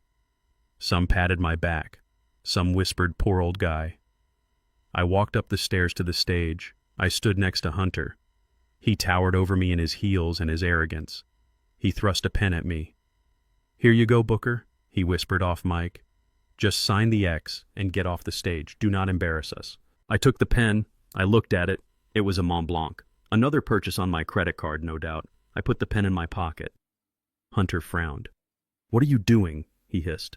"Sign it." I reached for the microphone. Hunter held on to it tight. He did not want to let go. "I am just going to say a few words first, Hunter," I said into the mic. My voice boomed across the garden. "You said I could say a few words." Hunter looked at the crowd. They were watching. He could not wrestle me for the mic without looking like a monster. He forced a smile. He let go. "Of course, Booker," he said. "Go ahead. Keep it short." I stood center stage. I looked out at the faces. I saw my neighbors. I saw my friends. I saw the predators. I adjusted my tie. I stood up to my full height. The stoop was gone. The tremors were gone. The confusion was gone. I looked at Hunter. I looked at Ebony. "Before I sign these papers," I said. My voice was steady. It was the voice of the man who used to command construction crews on skyscrapers. "I want to tell you a story." The crowd went silent. The tone had shifted. They felt it. "I want to tell you about a necklace," I said. Ebony froze. Her hand went to her throat. "A ruby necklace," I continued. "It belonged to my wife, Etta. It was the last thing she owned. She left it to me. It was in a drawer in my bedroom." I paused. I looked directly at Hunter.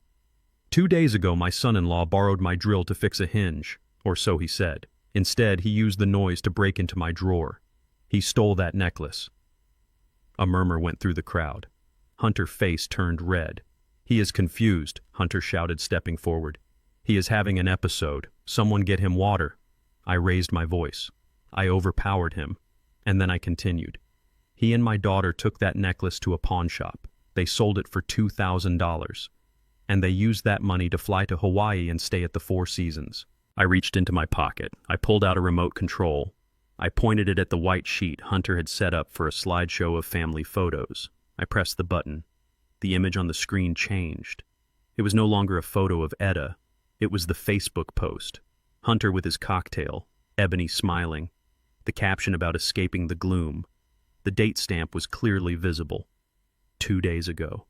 The crowd gasped. It was a physical sound, a suck of air. "That is a lie," Hunter screamed. He lunged for me. He tried to grab the remote, but I was ready. I sidestepped him. I was faster than he thought. "And that watch he is wearing," I said, pointing at Hunter's wrist. "He bought it with the money left over from selling his mother-in-law legacy." Hunter covered his watch instinctively. It was an admission of guilt. "Dad, stop!" Ebony cried. She ran toward me. "You are ruining everything." "I am not ruining anything," I said.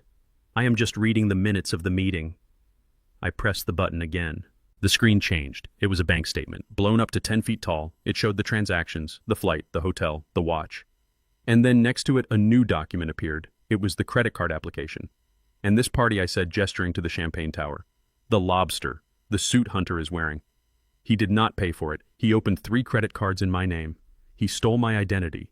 He spent $45,000 of my money in 3 weeks." The murmur turned into a roar. People were talking, pointing. "This man is not a businessman," I said. "He is a thief, he is a fraud, and he is broke." I looked at Vinny. He had stepped out of the shadows. He was walking toward the stage. His face was thunder. Hunter saw him. Hunter's face went from red to white in a second. "Booker, stop!" Hunter pleaded. His voice was a whisper now. "Please, you do not know what you are doing." "Oh, I know exactly what I am doing," I said. I pressed the button one last time. The screen went black. Then a video appeared. It was grainy, night vision. It was the footage from the basement, the Vinny protocol. Hunter's voice filled the garden. "He is feeble, Vinny. He is losing it. I have him living in the basement like a troll. I am going to get him to sign over the deed." The audio was crisp. The words hung in the air like smoke. I turned to Hunter. "You wanted the deed," I said. "You wanted the house." I reached into my pocket. I pulled out the necklace. I held it up. The ruby caught the light. It shone like a drop of blood.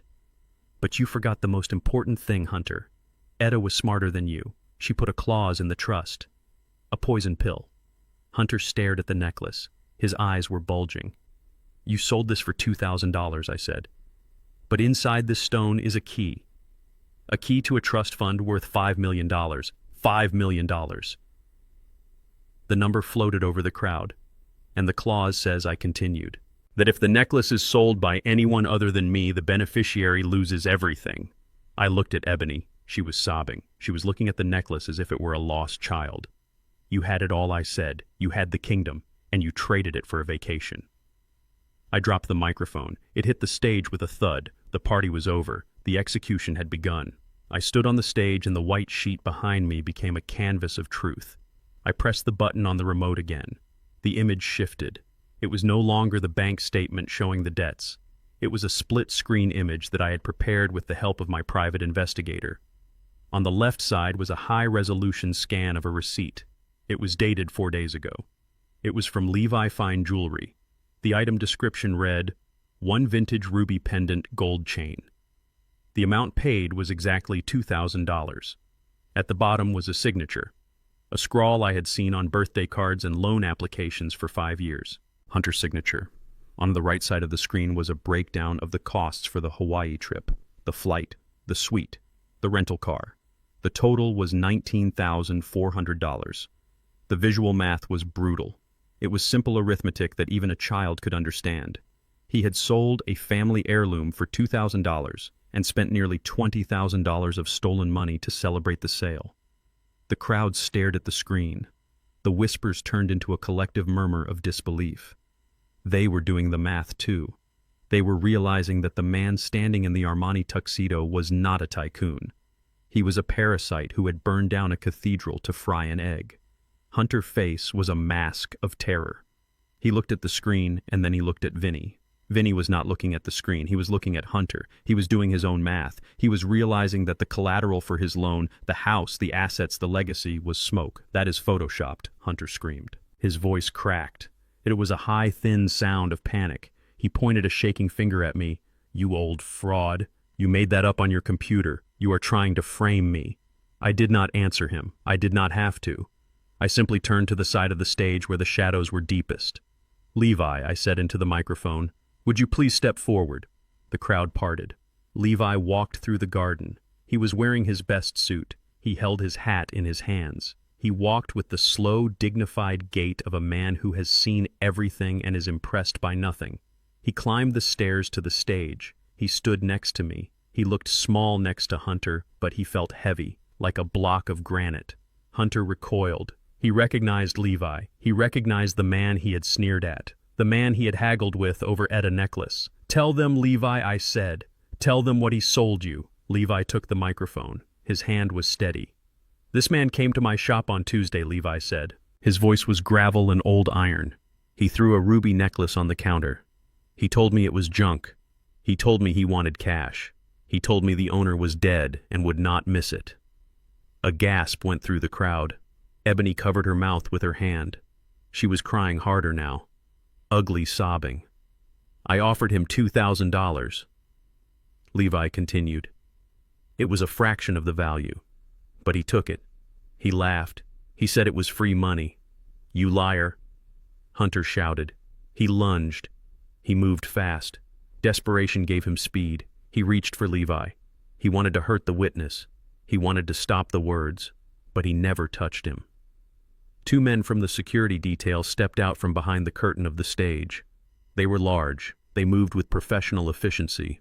One of them caught Hunter by the arm. The other stepped in front of Levi. Hunter struggled. "Let go of me," he yelled. "This is my house. These are my guests." "No, Hunter," I said. "This is my house, and these people are witnesses to your confession." The security guard twisted Hunter's arm behind his back. Not enough to break it, just enough to immobilize him. Hunter bent forward, wincing in pain. He looked up at me. His eyes were wide with shock. He could not believe that the old man he had pushed around was now commanding a private army. I took the microphone back from Levi. "Thank you, Levi," I said. I looked at the crowd. They were silent now, terrified and fascinated. "You all heard it," I said. "He sold the necklace. He admitted it. He took the cash." I turned to the other side of the stage. "Mrs. Kowalski, if you please." Mrs. Kowalski stepped into the light. She was carrying a leather portfolio. She looked like a judge walking into a courtroom. She adjusted her glasses. She opened the portfolio. She took out a document with a blue cover. She walked to the microphone. She did not look at Hunter. She looked at Ebony. "Ebony Hayes," she said. Her voice was sharp, clear. "I am the executor of your mother estate. I drafted her last will and testament 10 years ago." Ebony looked up. Her mascara was running down her face. "Mrs. Kowalski," she whispered. "Your mother included a specific clause in the trust governing her assets." Mrs. Kowalski read from the document. Clause 4B, the poison pill protocol. She paused. She let the legal term sink in. It states that the entirety of the estate, including the commercial real estate portfolio valued at $5 million, is held in a blind trust. The beneficiary of this trust is the holder of the ruby pendant. Hunter stopped struggling. He froze. He listened. However, Mrs. Kowalski continued. If the pendant is sold or traded for monetary gain by the beneficiary or their spouse, the trust is immediately dissolved and the beneficiary rights are forfeited. The assets then revert to the secondary beneficiary. She looked at me. "Mr. Booker Hayes." The silence that followed was absolute. It was heavy. It pressed down on the garden like a physical weight. $5 million. Hunter's mouth opened. He looked at Ebony. He looked at me. He looked at the necklace shining in my hand. He had sold $5 million for $2,000. He had held the winning lottery ticket, and he had used it to light a cigarette. "That means," Mrs. Kowalski said, closing the folder, "that as of the moment you accepted the cash from Mr. Levi, you and your wife were disinherited. You own nothing. You are entitled to nothing. The house, the money, the future. It is all gone." Hunter made a sound. It was a strangulated whimper. His legs gave out. The security guard had to hold him up or he would have collapsed on the stage. "No," he whispered. "No. That is not legal. You cannot do that." "It is perfectly legal," Mrs. Kowalski said, "and it is irrevocable." Ebony fell to her knees in the grass. She buried her face in her hands. She understood. She finally understood the magnitude of her failure. She had betrayed her mother. She had betrayed her father. And for what? For a man who had just bankrupted her future. I walked to the edge of the stage. I looked down at Vinny. The loan shark was smiling. It was a cold, cruel smile. He took a sip of his drink. He nodded at me. He understood too. The collateral was gone. The mark was broke. I looked at the crowd. So I said. My voice was tired. I was tired of the anger. Tired of the victory. There will be no transfer of deeds tonight. There will be no new business. There is only the truth. And the truth is that my daughter and her husband are thieves. I pointed at the gate. The party is over. But the night was not. Because just as the words left my mouth, the sound of sirens cut through the air. Blue and red lights flashed against the trees. Sheriff Jim Miller was right on time. Hunter looked toward the driveway. He saw the police cruisers pulling in. He saw the uniforms. He realized then that poverty was the least of his problems. He started to cry. It was an ugly sound, a selfish sound. He was not crying for what he had done. He was crying for what was about to happen to him. And I watched him cry. I watched him break. And I felt nothing but the satisfaction of a job finished. The structure had failed. The demolition was complete. Now it was time to clear the debris. The silence in the garden did not last long. It was broken by the sound of crystal shattering against stone. Vinny, the loan shark, had dropped his champagne flute. He did not drop it by accident. He threw it. The sound was sharp and violent. It cut through the tension like a gunshot. Vinny stood up from his table near the hydrangeas. He wiped his hands on a napkin. He looked at Hunter with eyes that were empty of mercy. I watched the reaction ripple through the crowd. The guests near Vinny backed away. They sensed the violence radiating off him. Vinny walked toward the stage. He moved with the heavy, inevitable momentum of a wrecking ball. He stopped at the foot of the stairs. He looked up at Hunter. He did not look at me. He knew who owed him money. You told me you had the deed, Vinny said. His voice was low, but it carried across the yard. You told me the old man was a vegetable. You told me the house was yours, Hunter stammered. He tried to speak, but his throat was dry. He looked at the security guards holding his arms. He looked at the flashing lights of the police cars filtering through the trees. He looked at Vinny. It is a mistake, Hunter squeaked. It is a trick, Vinny. The old man is lying. The necklace is worth millions. We can get it back. We can sue him. Vinny shook his head slowly. He reached into his jacket pocket. For a second the crowd gasped, thinking he was reaching for a weapon. Instead he pulled out a piece of paper. He unfolded it. It was the promissory note Hunter had signed. It was a contract written in blood and stupidity. You have no collateral, Vinny said. You have no assets, you have no house. And now you have no wife, because she just realized you bankrupt her. Vinny turned to his men, two large guys in cheap suits who had been standing by the buffet table. They stopped eating. They wiped their mouths. Vinny gave a subtle signal, a nod of the head toward the back gate. Block the exits, Vinny ordered. No one leaves until I get my money or something worth my money. The panic in the garden spiked. People started to move. They realized this was not just a family drama anymore. It was a hostage situation. The socialites and the neighbors looked at the exits. They saw Vinny men standing there, arms crossed, blocking the path. I watched from the stage. I was not afraid. I had pro-guard security. They were professionals. Vinny men were thugs. There was a difference. I signaled my lead security officer. He nodded. He moved his team into position, creating a wall between the guests and Vinny crew. But Vinny was not looking at the guests. He was looking at Hunter wrist. He was looking at the Rolex Submariner, the watch bought with stolen money. That is mine, Vinny said, pointing at the watch. Give it to me, Hunter. It is a down payment on the interest you owe me. Hunter covered the watch with his hand. No, he whined. It is mine. You cannot take it. Vinny took a step up the stairs. The security guards holding Hunter tightened their grip. They were not there to protect Hunter from Vinny. They were there to make sure Hunter stood trial. But Vinny's presence added a volatile element to the equation. I stepped forward. I put myself between the shark and the bait, Vinny, I said. My voice was calm, authoritative. You are not taking the watch. That is evidence. It was purchased with the proceeds of a crime. It belongs to the police now. Vinny looked at me. He sized me up. He saw an old man in a tuxedo. He did not see the engineer who had reinforced the stage he was standing on. He sneered. Step aside, old man, Vinny said. I am taking what is owed to me. You are taking nothing, I said. The police are at the front door. If you touch him, you add assault and robbery to your rap sheet. Walk away, Vinny. Go back to the shadows. This score is settled. Vinny hesitated. He heard the sirens getting louder. He saw the flashing lights reflecting off the house windows. He was a predator, but he was also a businessman. He knew when a deal was dead. He looked at Hunter with pure disgust. "You are a dead man, walking," Hunter Vinny said quietly. "Find a safe cell, because if you end up in general population, I will find you." Vinny turned. He signaled his men. They moved away from the gate. They melted into the darkness, slipping away before the sheriff deputies could box them in. The immediate physical threat was gone, but the psychological dam had broken. Hunter watched Vinny leave. He realized his protection was gone. He realized his lies had been stripped away. He looked at the crowd. He saw their faces. There was no admiration left, only judgment, only pity. And then he snapped.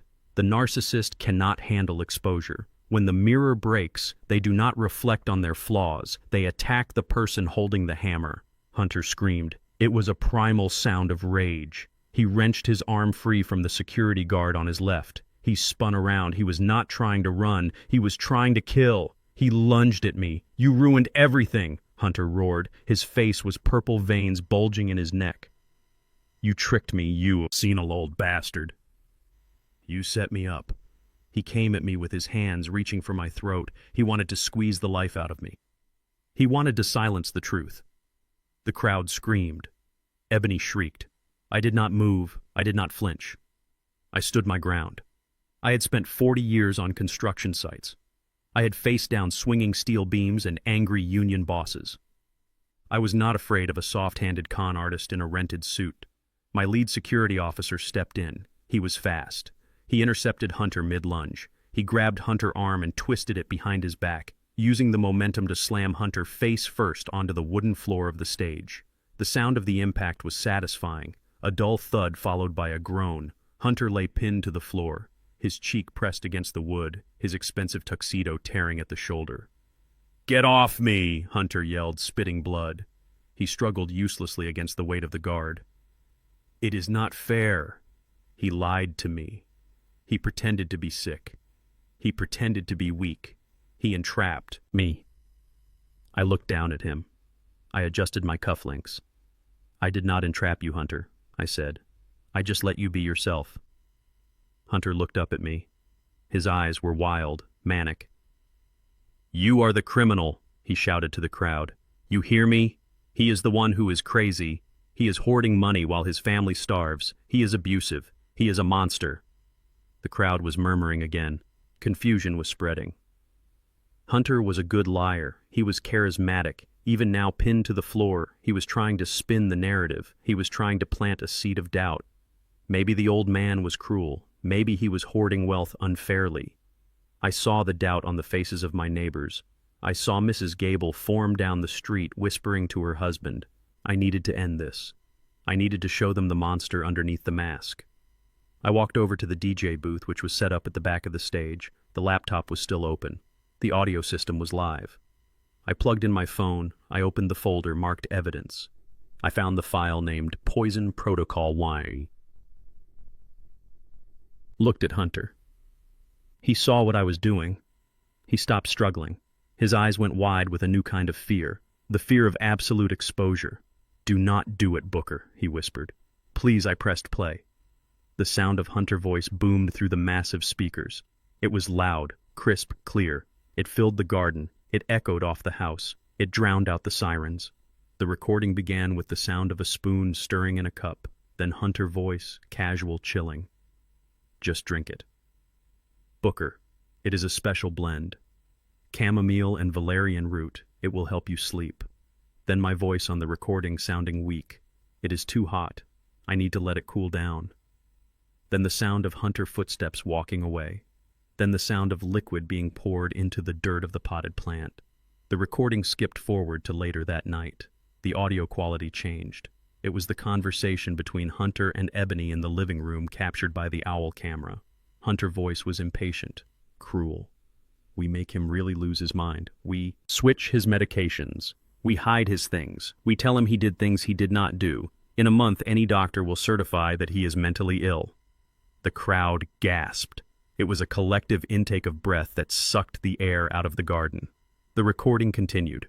"Once he is committed, we will have access to all his accounts. We can sell the house, collect his pension, and dispose of everything. Dispose of everything. The words hung in the humid night air, cruel and final. I stopped the recording. The silence that followed was absolute. It was the silence of a courtroom after a guilty verdict.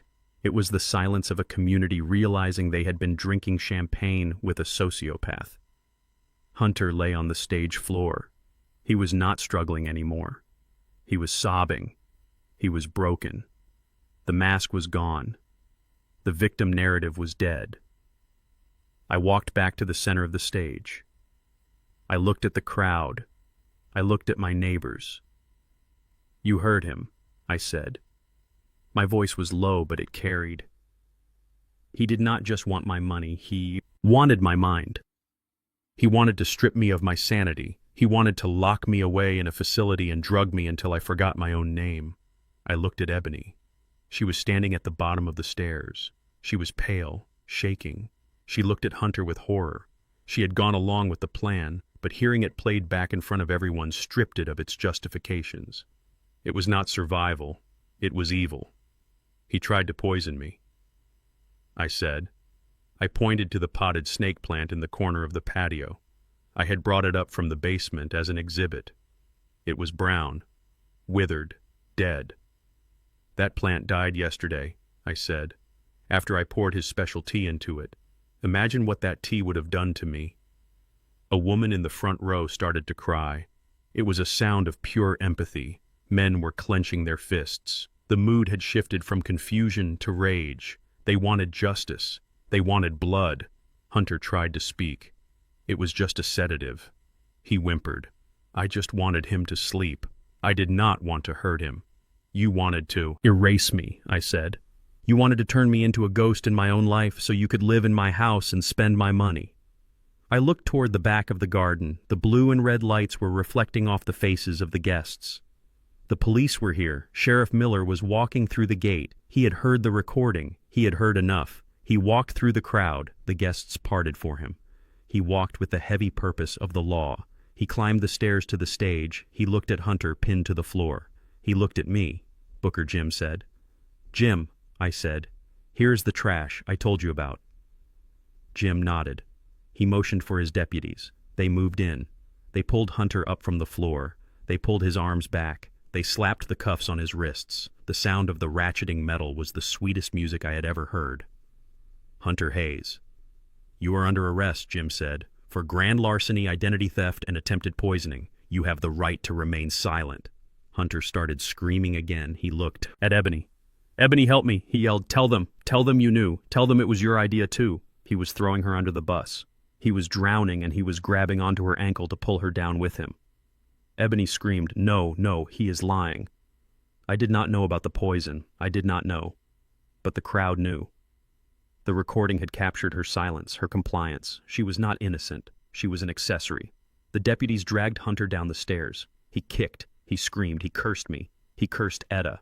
He showed the world exactly who he was. I stood on the stage alone. The lights were bright. The air was hot, but I felt cold. I felt clean. The tumor had been cut out. The surgery was a success, but there was still one piece left on the board. One person who had to answer for her choices. I looked down at my daughter. She was on her knees in the grass. Her silver dress was stained. She was looking up at me, pleading with her eyes. She wanted mercy. She wanted her father to save her. But I was not her father. Tonight I was the judge, and court was still in session. The red and blue lights painted the garden in a chaotic rhythm. It was a strobe light show of justice illuminating the terrified faces of the guests. Sheriff Jim Miller stepped onto the stage. He did not look like my old fishing buddy tonight. He looked like the iron hand of the state. He wore his full uniform. His hand rested on his holster. Behind him, 3 deputies moved with military precision, creating a perimeter around the stage. They were not smiling. They were not there to partake in the lobster and champagne. They were there to clean up a crime scene. Hunter lay on the floorboards, breathing hard. He looked up at Jim. He tried to summon his arrogance, but it was gone. It had evaporated the moment Vinny walked away. Now he was just a man in a torn suit facing a decade in a concrete box. "Hunter Hayes," Jim said. His voice was loud enough to be heard over the sirens. "You are under arrest." Hunter tried to scramble backward. He pushed himself along the floor with his heels. "On what grounds?" he squeaked. This is a civil dispute. You cannot arrest me for a family argument. Jim pulled a folded warrant from his belt. He snapped it open. This is not a civil dispute, son, Jim said. This is a felony indictment. I have a warrant here signed by Judge Patterson 30 minutes ago. He began to read. The list was long. It was a catalog of greed. Count 1, grand larceny.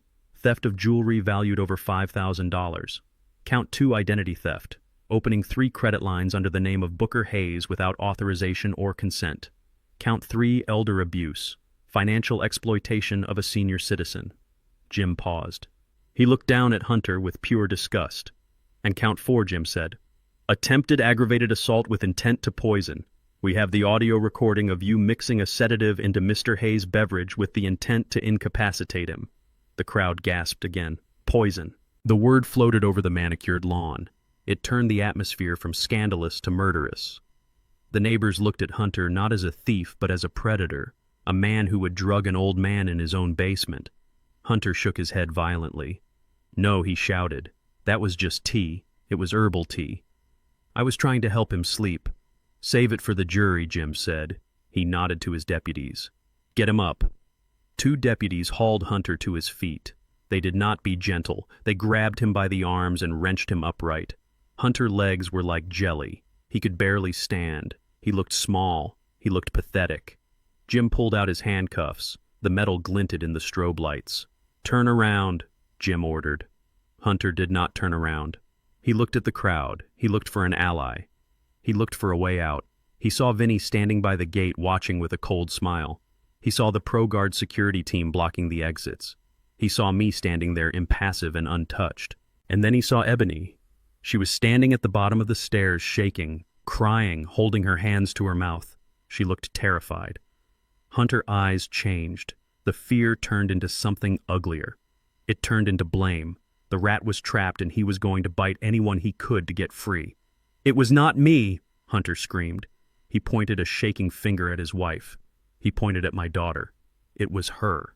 The accusation hung in the air. Ebony froze. Her eyes went wide. What she whispered. She made me do it, Hunter yelled. He struggled against the deputies. He tried to lunge toward her. She hates him. She hates her father. She told me he was ruining our lives. She told me he was hoarding the money. Liar, Ebony screamed. Her voice was shrill. You are a liar. I am not lying, Hunter shouted back. His face was twisted with malice. Who do you think told me where the necklace was, Ebony? Who showed me the false bottom in the drawer? I did not know it was there. She showed me. She stood guard while I took it. The crowd looked at Ebony. The judgment shifted. It spread. It covered her too. She wanted the money for Hawaii. Hunter continued. He was speaking fast, desperate to spread the guilt. She wanted the first-class tickets. She wanted the spa treatments. She told me the old man owed us. She said he was just wasting space. Shut up, Ebony shrieked. She covered her ears. Stop it. He is the mastermind, Hunter yelled at Jim. Arrest her. She is the one who wanted to put him in a home. She said he smelled like old people. She said she was sick of looking at him. I stood there and listened. It was painful. It was like watching a building collapse in slow motion. Hunter was lying about being the victim, but he was telling the truth about her involvement. He was using her words against her, the words I had heard on the recording, the words that had cut me deeper than any knife. Jim looked at me. He raised an eyebrow. He was asking if I wanted him to arrest her too. I shook my head slightly. Not yet. The police were for Hunter. The punishment for Ebony was going to be different. It was going to be personal. Jim tightened the cuffs on Hunter's wrists. The ratchet sound was loud and final. You have the right to remain silent, Jim said. I suggest you use it. They began to drag Hunter away. He kicked. He screamed. He was no longer the suave businessman in the Armani suit. He was a feral animal caught in a trap. It was her, he howled as they pulled him down the stairs. It was all her idea. They dragged him through the grass, past the champagne tower, past the shocked guests. Vinny watched him go. He tipped his glass in a mock salute. Then the garden was quiet again. The sirens were still flashing, but the screaming had stopped. All eyes turned to Ebony. She stood alone at the foot of the stage. Her husband was gone. Her allies were gone. Her future was gone. She looked up at me. I stood on the platform looking down. The physical distance between us was only a few feet, but the emotional distance was an ocean. She fell to her knees. It was not a graceful fall. It was a collapse. Her legs simply gave out. Her silver dress pooled around her on the grass, staining with dirt and moisture. She looked up at me. Her face was a ruin of makeup and tears. "Dad," she sobbed. "Daddy, please." I did not move.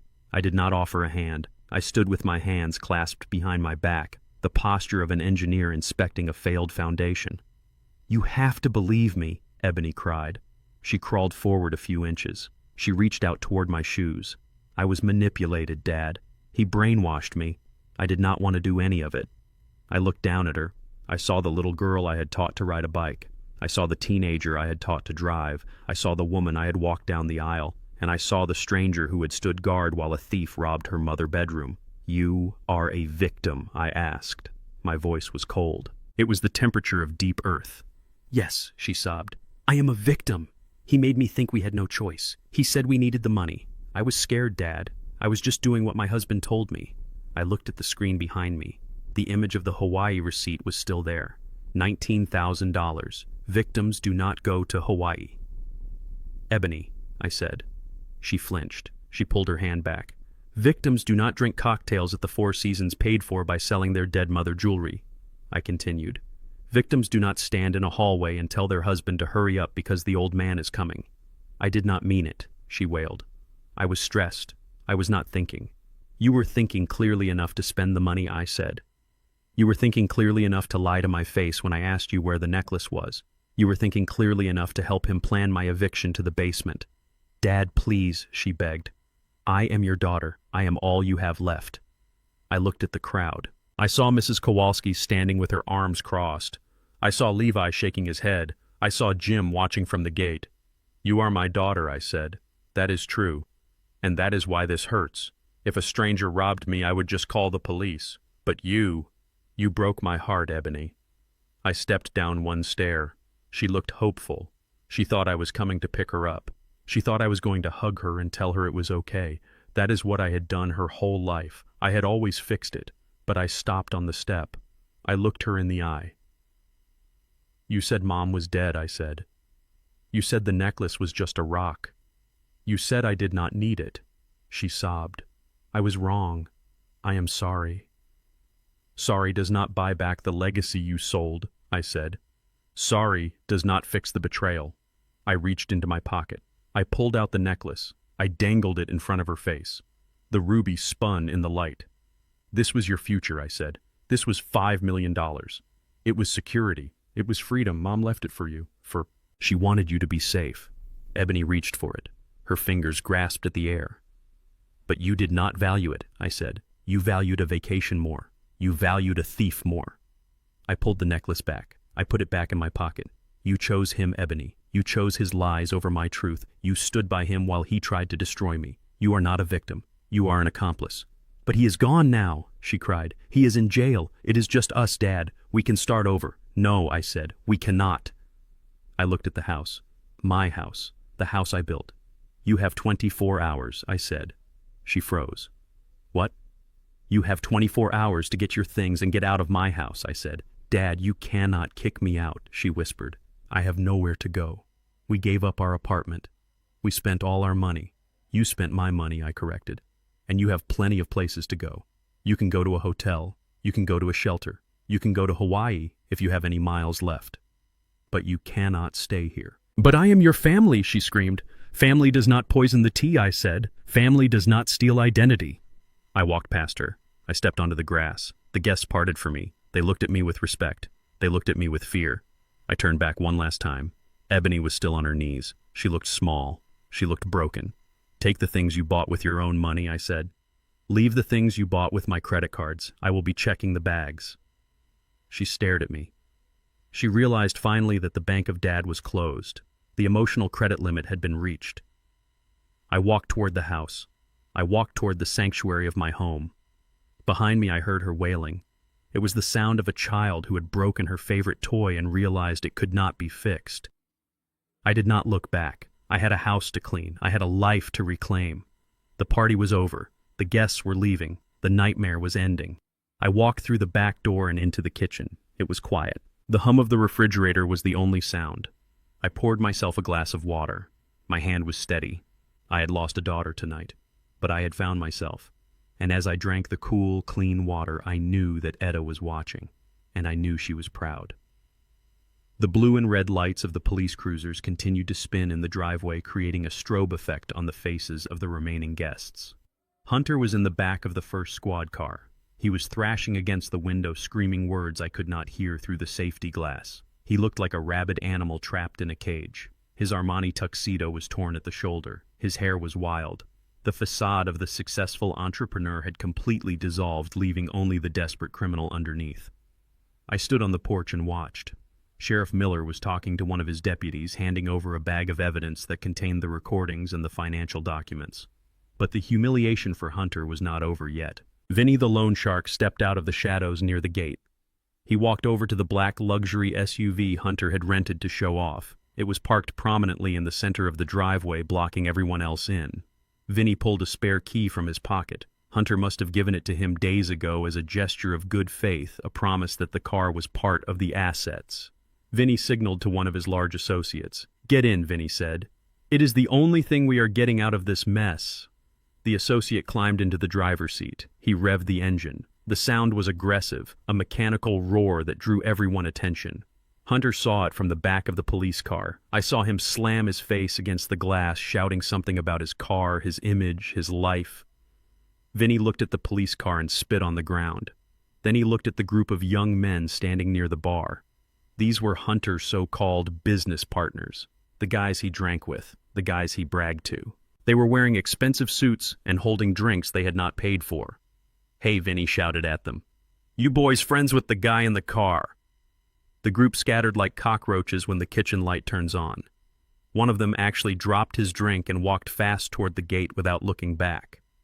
Another pulled out his phone and pretended to take a call, walking into the bushes to escape association. No one stepped forward to defend Hunter. No one offered to pay his bail. No one claimed him. In the end, he was exactly what I knew him to be. Alone. A man who had built his kingdom on swampland. The tow truck arrived for the second car. The convertible Ebony had been driving. The repo man did not even ask for keys. He just hooked it up. The sound of the chains tightening was the sound of reality crashing down. Sheriff Miller walked over to me. He tipped his hat. "We got him," Booker Jim said. "The DA is already looking at the digital evidence you sent. With the attempted poisoning charge and the federal fraud, he is looking at 10 to 15 years, minimum." "Thank you, Jim," I said. "I appreciate you keeping it quiet until tonight." Jim looked at the back of the squad car. "He broke the law, Booker. But breaking your trust, that is the real crime. We will take it from here." The first cruiser pulled away. Hunter's face was pressed against the glass, his eyes wide with terror as he was driven away from the life he tried to steal. The repo truck followed, dragging the convertible. Vinny men drove off in the SUV. The driveway was suddenly empty. The party was over. The guests were filing out silently, avoiding my gaze. They were embarrassed to have been part of the charade. They were ashamed they had believed the lie. I turned my attention to the lawn. Ebony was still there. She was sitting on the grass, hugging her knees. Her silver dress was ruined. Her makeup was a mask of tragedy. She looked like a child waiting for her parents to come pick her up from a sleepover gone wrong. But her parents were already there, and her father had run out of patience. I walked down the steps. I stopped 5 feet from her. I did not kneel. I did not offer a hand. I stood tall, the engineer inspecting the damage after the storm. "Ebony," I said. My voice was flat, devoid of the warmth she was used to. She looked up. Her eyes were red. "Dad," she whispered. "I have nowhere to go. They took the car. They took Hunter.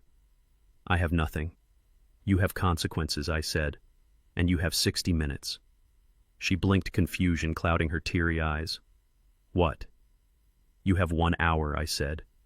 I looked at my watch. "It is 9:15. By 10:15, I want you off my property." "Dad, you cannot be serious," she wailed. "This is my home. I grew up here. You grew up here." I agreed. "But you forfeited your right to live here when you plotted to throw me out of it. When you stood by and watched your husband drug my tea. When you laughed about selling your mother necklace." I pointed to the front door. "Get up. Get your things. But listen to me very clearly, Ebony. You take only what you paid for. Personal items, clothes, toothbrush. Anything bought with the credit cards you stole from me stays here. Anything bought with the money from the necklace stays here. She struggled to her feet. She wobbled on her high heels. Dad, please. I have no money. I have no cards. How am I supposed to live? You are 32 years old, I said. You have a degree I paid for. You have 2 hands and 2 feet. Figure it out, like everybody else. She walked past me toward the house. She was sobbing loudly, hoping I would crack, hoping I would run after her and tell her it was just a lesson and she could stay. I followed her into the house. I did not trust her alone. She went to the master bedroom, my bedroom, the room they had claimed. She pulled a suitcase from the closet. It was a Louis Vuitton hard shell, $3,000. I stepped into the room. Leave the suitcase, I said. She froze. What? I saw the charge on the American Express statement, I said. Louis Vuitton trunk. $3,200. Purchased 3 weeks ago. You bought it with my identity. It stays. She threw the suitcase on the bed. She screamed in frustration. She grabbed a black garbage bag from the bathroom trash can. She dumped the trash on the floor. She started stuffing clothes into the plastic sack. She grabbed a silk blouse. Leave it, I said. Nordstrom. $500. My card. She threw the blouse at the wall. She grabbed a pair of jeans. Old ones. Faded ones. Keep those, I said. You had those before you met Hunter. This continued for 45 minutes. It was a brutal accounting of her life. Almost everything she owned, every symbol of status she clung to had been stolen. The designer shoes, the handbags, the jewelry. It all stayed. She was left with a garbage bag half full of old t-shirts, sweatpants, and underwear. She looked at her reflection in the mirror. She was stripped of her armor. She was just a woman who had made terrible choices. 10 minutes, I said. She looked at me in the mirror. Dad, she said softly, I am scared. You should be, I said. The world is a hard place when you do not have a safety net, and you just cut yours with a pair of shears. She turned to face me. I am sorry, she said. I know I said. But you are sorry you got caught. You are sorry the ride is over. You are not sorry you hurt me. If Hunter had succeeded, if I was in a nursing home right now drooling on myself, you would be in Hawaii spending the rest of the trust fund. Do not lie to me, Ebony. Not now. She lowered her head. She knew I was right. She picked up the garbage bag. She walked past me. She walked down the stairs. I followed her to the front door. She stepped out onto the porch. The night air was cool. The party lights were still on, illuminating the wreckage of the evening. She turned back. She looked small. Where will I go? She asked. There is a shelter on 4th Street, I said. They take intakes until 11. Or you can call one of your friends, the ones you bragged to about your inheritance. See if they have a couch for a disinherited fraud. She flinched. Goodbye, Dad, she whispered. Goodbye, Ebony, I said. I closed the door. I did not slam it. I closed it firmly. I turned the deadbolt. I engaged the security chain. I stood in the hallway. I listened to her footsteps fade down the driveway. I listened until I could not hear them anymore. Then silence. The house was empty. I walked back into the living room. Sheriff Miller was still there with 2 deputies. They were standing outside the door to the guest room where Hunter had set up his office, the room where he kept his fake business plans and his real gambling slips. We are sealing this room, Booker, Jim said. It is a crime scene now. We need to go through his computer, his files. We need to build the case for the fraud charges. Do what you need to do, Jim, I said. A deputy placed a strip of yellow evidence tape across the doorframe. It looked out of place in my hallway next to the family photos and the antique wallpaper. But it also looked right. It was a barrier. It was a sign that the infection had been contained. We are done for the night, Jim said. We will have a car patrol the street just in case Vinny decides to come back. But I think he got the message. Thanks, Jim, I said. I really mean it. You are a tough son of a gun. Booker, Jim said, shaking my head. I would not have had the stomach for it, waiting this long, letting them think they won. I had to be sure, I said. I had to know there was nothing left to save. Jim nodded. He squeezed my shoulder. Try to get some sleep. It is over. They left. I heard the cruisers pull away. I was alone. I walked through the house. I turned off the lights one by one. I turned off the kitchen lights where Hunter had poisoned my tea. I turned off the dining room lights where Ebony had lied to my face. I turned off the living room lights where they had laughed at my dementia. I walked to the master bedroom. My room. It was a mess. Clothes on the floor, trash from the bin Ebony had emptied. But it was my mess. I picked up the Louis Vuitton suitcase. I set it in the hall. I would sell it tomorrow. I picked up the silk blouse. I put it in a pile for donation. I stripped the bed. I took the sheets Hunter and Ebony had slept on, and I threw them in the trash. I would not wash them. I wanted them out of my house. I remade the bed with fresh linens, crisp white cotton, sheets Etta had bought. I opened the window. The night breeze came in. It smelled of rain and jasmine. It flushed out the smell of Hunter cologne and Ebony perfume. I stood in the center of the room. I took a deep breath. I expected to feel lonely. I expected the silence to crush me. I had lost my wife a year ago, and tonight I had lost my daughter. I was the last Hayes standing in this house, but I did not feel lonely. I felt light. The weight of the lies was gone. The tension of walking on eggshells in my own home was gone. The fear of being watched, of being analyzed, of being hunted was gone. I walked over to the dresser, the oak dresser with the false bottom. I pressed the mechanism. The drawer popped open. I took the ruby necklace from my pocket. I placed it gently back in the velvet box. I placed the box back in the hidden compartment. I closed the drawer. Click. I looked at the photo of Etta on the nightstand. She was smiling. It was the picture we took on our 40th anniversary. She looked strong. She looked wise. I did it, Etta, I whispered to the empty room. I cleaned the house. I sat down on the edge of the bed. My bones were tired. I was 70 years old, and I had just fought a war. But my mind was clear. I poured a glass of water from the carafe on the nightstand. I drank it. It was cool and pure.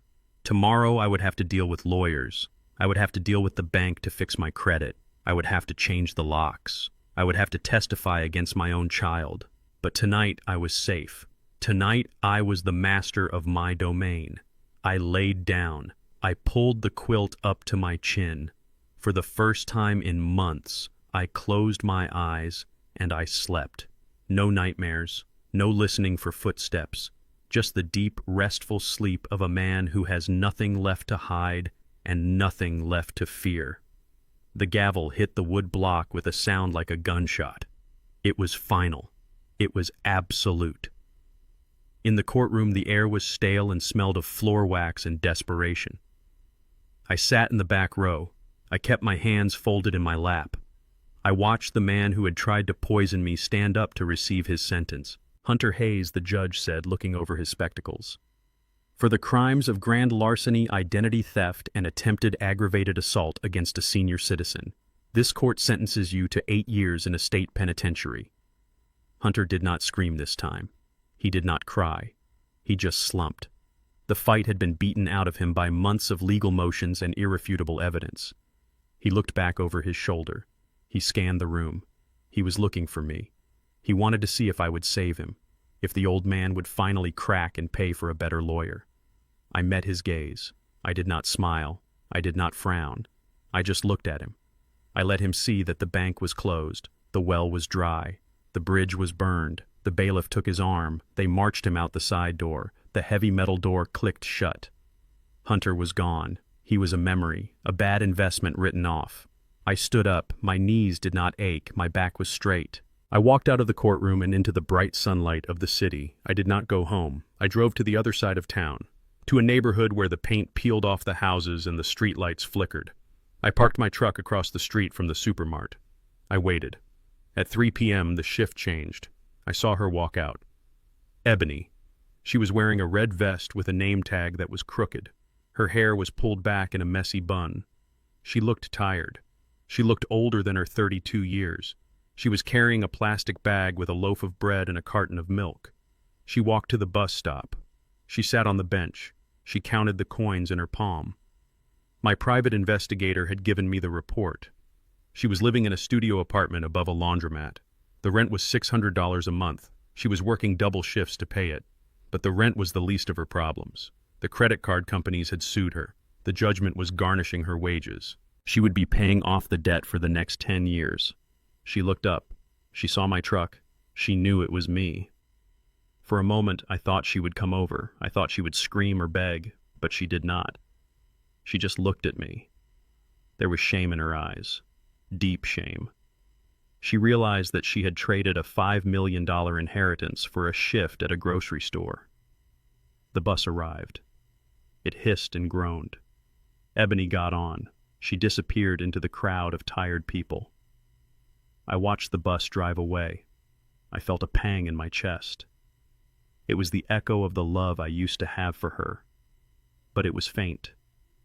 It was like the pain of an old injury when it rains. It was there, but it did not stop me from moving. She had made her choice. She had chosen the thief. She had chosen the lie. Now she had to live in the truth.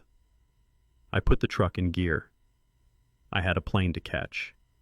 6 months ago, my daughter had flown to Hawaii to celebrate stealing from me. Today, I was flying to Hawaii to celebrate surviving her. The air in Maui smelled different than the air at home. It smelled of hibiscus and salt water. It smelled expensive. I sat on the terrace of the Four Seasons Resort. It was the exact same spot where Hunter had taken that photo, the photo that had started the war. But I was not drinking a sugary cocktail. I was drinking a glass of aged Pinot Noir. And I was not with a parasite. I was with my team. Levi sat across from me. He was wearing a linen suit and a Panama hat. He looked like a gentleman from another era. He was eating a papaya with a silver spoon. Mrs. Kowalski was to my right. She had traded her power suit for a silk floral dress. She looked relaxed. Her phone was off. For the first time in 20 years, she was not billing by the hour. "This is a nice view," Booker Levi said, gesturing to the ocean. "I can see why they wanted to come here." "They came here to escape reality," I said. "We came here to enjoy it." Mrs. Kowalski laughed. It was a sharp, clear sound. "You know, Booker," she said, swirling her wine. "When Etta came to me with the idea for the blind trust, I told her it was extreme. I told her she was being paranoid. Who suspects their own children of treachery? Etta knew people," I said. "She had an instinct. She saw the cracks in the foundation before the house was even built." "She saved you," Levi said. "She did," I agreed. I looked out at the Pacific Ocean. It was vast and blue. It made my problems feel small. It made the house back home feel distant. I had used the trust fund to pay for this trip. I paid for Levi. I paid for Mrs. Kowalski. I paid for first-class tickets. I paid for the best suites. I did not feel guilty. This money was meant to be enjoyed by people who respected it, by people who had earned it through loyalty. Hunter and Ebony had come here to play rich. They pretended to be something they were not. I was here as myself, a retired engineer, a widower, a survivor. The waiter came by. He refilled our glasses. To Etta, Levi said, raising his glass. To Etta, Mrs. Kowalski said. To Etta, I whispered. We drank. The wine was good. It tasted like victory, but it also tasted like closure. I reached into my pocket. My fingers brushed against velvet. I pulled out the small black box. Levi stopped eating. Mrs. Kowalski set down her glass. They knew what it was. You bought it back, Levi said softly. Of course I bought it back, I said. I went to your shop the day after the arrest. I paid you full market value plus 20% for the distress. You did not have to do that, Booker Levi said. I would have given it to you. Business is business, Levi, I said. Etta would not want me to cheat a friend. I opened the box. The ruby necklace sat there. It glinted in the Hawaiian sun. It was beautiful. It was blood red. It was the heart of the mystery. It looked innocent now. The laser inscription inside was invisible to the naked eye. The legal power it held had been discharged. The trap had been sprung. Now it was just a stone, just gold. But it was heavy. It carried the weight of the betrayal. It carried the memory of Ebony Face when she realized she had lost everything. What are you going to do with it? Mrs. Kowalski asked. Are you going to keep it? I looked at the necklace. I thought about putting it back in the false bottom drawer. I thought about keeping it as a trophy. But trophies are for games. This was not a game. This was my life. And I did not want to look at this necklace and remember the day my family died. I wanted to remember Etta. And Etta was not in this stone. Etta was in the wind. She was in the ocean. She was in the wisdom she left behind. I'm going to put it where it belongs, I said. I closed the box. I stood up. Come with me, I said to my friends. We have one last errand to run. We walked down to the beach. The sand was warm. The waves were gentle. We walked past the tourists and the honeymooners. We walked until we found a quiet spot near a cluster of black volcanic rocks. I took the necklace out of the box. I held it in my hand. The gold was warm from my pocket. This necklace was a test, I said, a test of character. My daughter failed. Her husband failed. But the test is over. I looked at Levi. Thank you for keeping her secret, I said. I looked at Mrs. Kowalski. Thank you for executing her will, I said. They nodded. They understood. This was the final act. I walked to the edge of the water. The tide was coming in. The ocean was deep here. It dropped off quickly into the dark blue. I looked at the ruby one last time. Goodbye, I whispered. I drew my arm back. I threw it. It was a good throw. I still had the arm of a man who worked with steel. The necklace arched high into the air. It caught the sun one last time. A spark of red fire against the blue sky. Then it hit the water. There was a small splash. A ripple. And then it was gone. It sank down to the sand. Down to the coral. Down where no one could ever sell it again. Down where no one could ever trade it for a cheap thrill. I stood there for a moment watching the spot where it had vanished. I felt a weight lift off my shoulders. The burden of the legacy was gone. The poison pill had been swallowed by the sea. I turned back to my friends. Is it done? Levi asked. It is done, I said.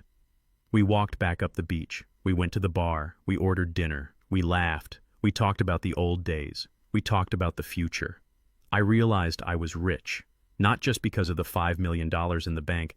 I was rich because I had people at this table who would never steal from me, people who would never drug my tea, people who loved me for who I was, not what I could give them.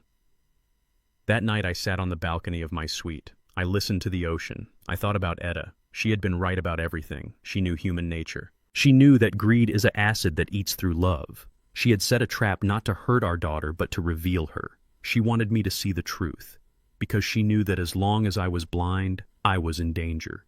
I took a sip of water. I looked at the moon. Etta was right. Greed is the strongest reagent.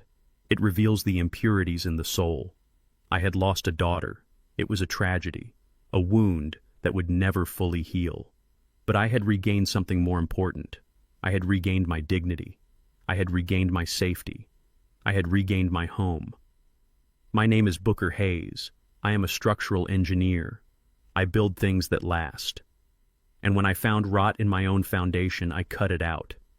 I reinforced the steel. I poured new concrete. I taught them a lesson worth $5 million, but the lesson I learned was priceless. You cannot buy loyalty, you cannot buy character, and you cannot buy family. But you can protect yourself. You can stand up. You can say no. I am 70 years old, and my life is just beginning. I looked out at the dark water where the ruby lay sleeping. Rest in peace, Etta, I said. The house is clean, the books are balanced, and I am okay. I went inside. I closed the door. I turned off the light. And for the first time in a year, I did not feel the ghost of what could have been. I felt the solid ground of what was. And it was enough. I learned that silence is not weakness, it is calibration. My family mistook my patience for blindness, and that was their fatal error. We are often told that blood is thicker than water, but I discovered that loyalty is thicker than blood. You cannot buy respect, and you cannot inherit character. Sometimes the hardest thing you will ever have to do is cut the people you love out of your life to save yourself. But do not be afraid to stand alone. A house built on truth will always stand longer than a castle built on lies. What would you have done if you discovered your own family was plotting against you?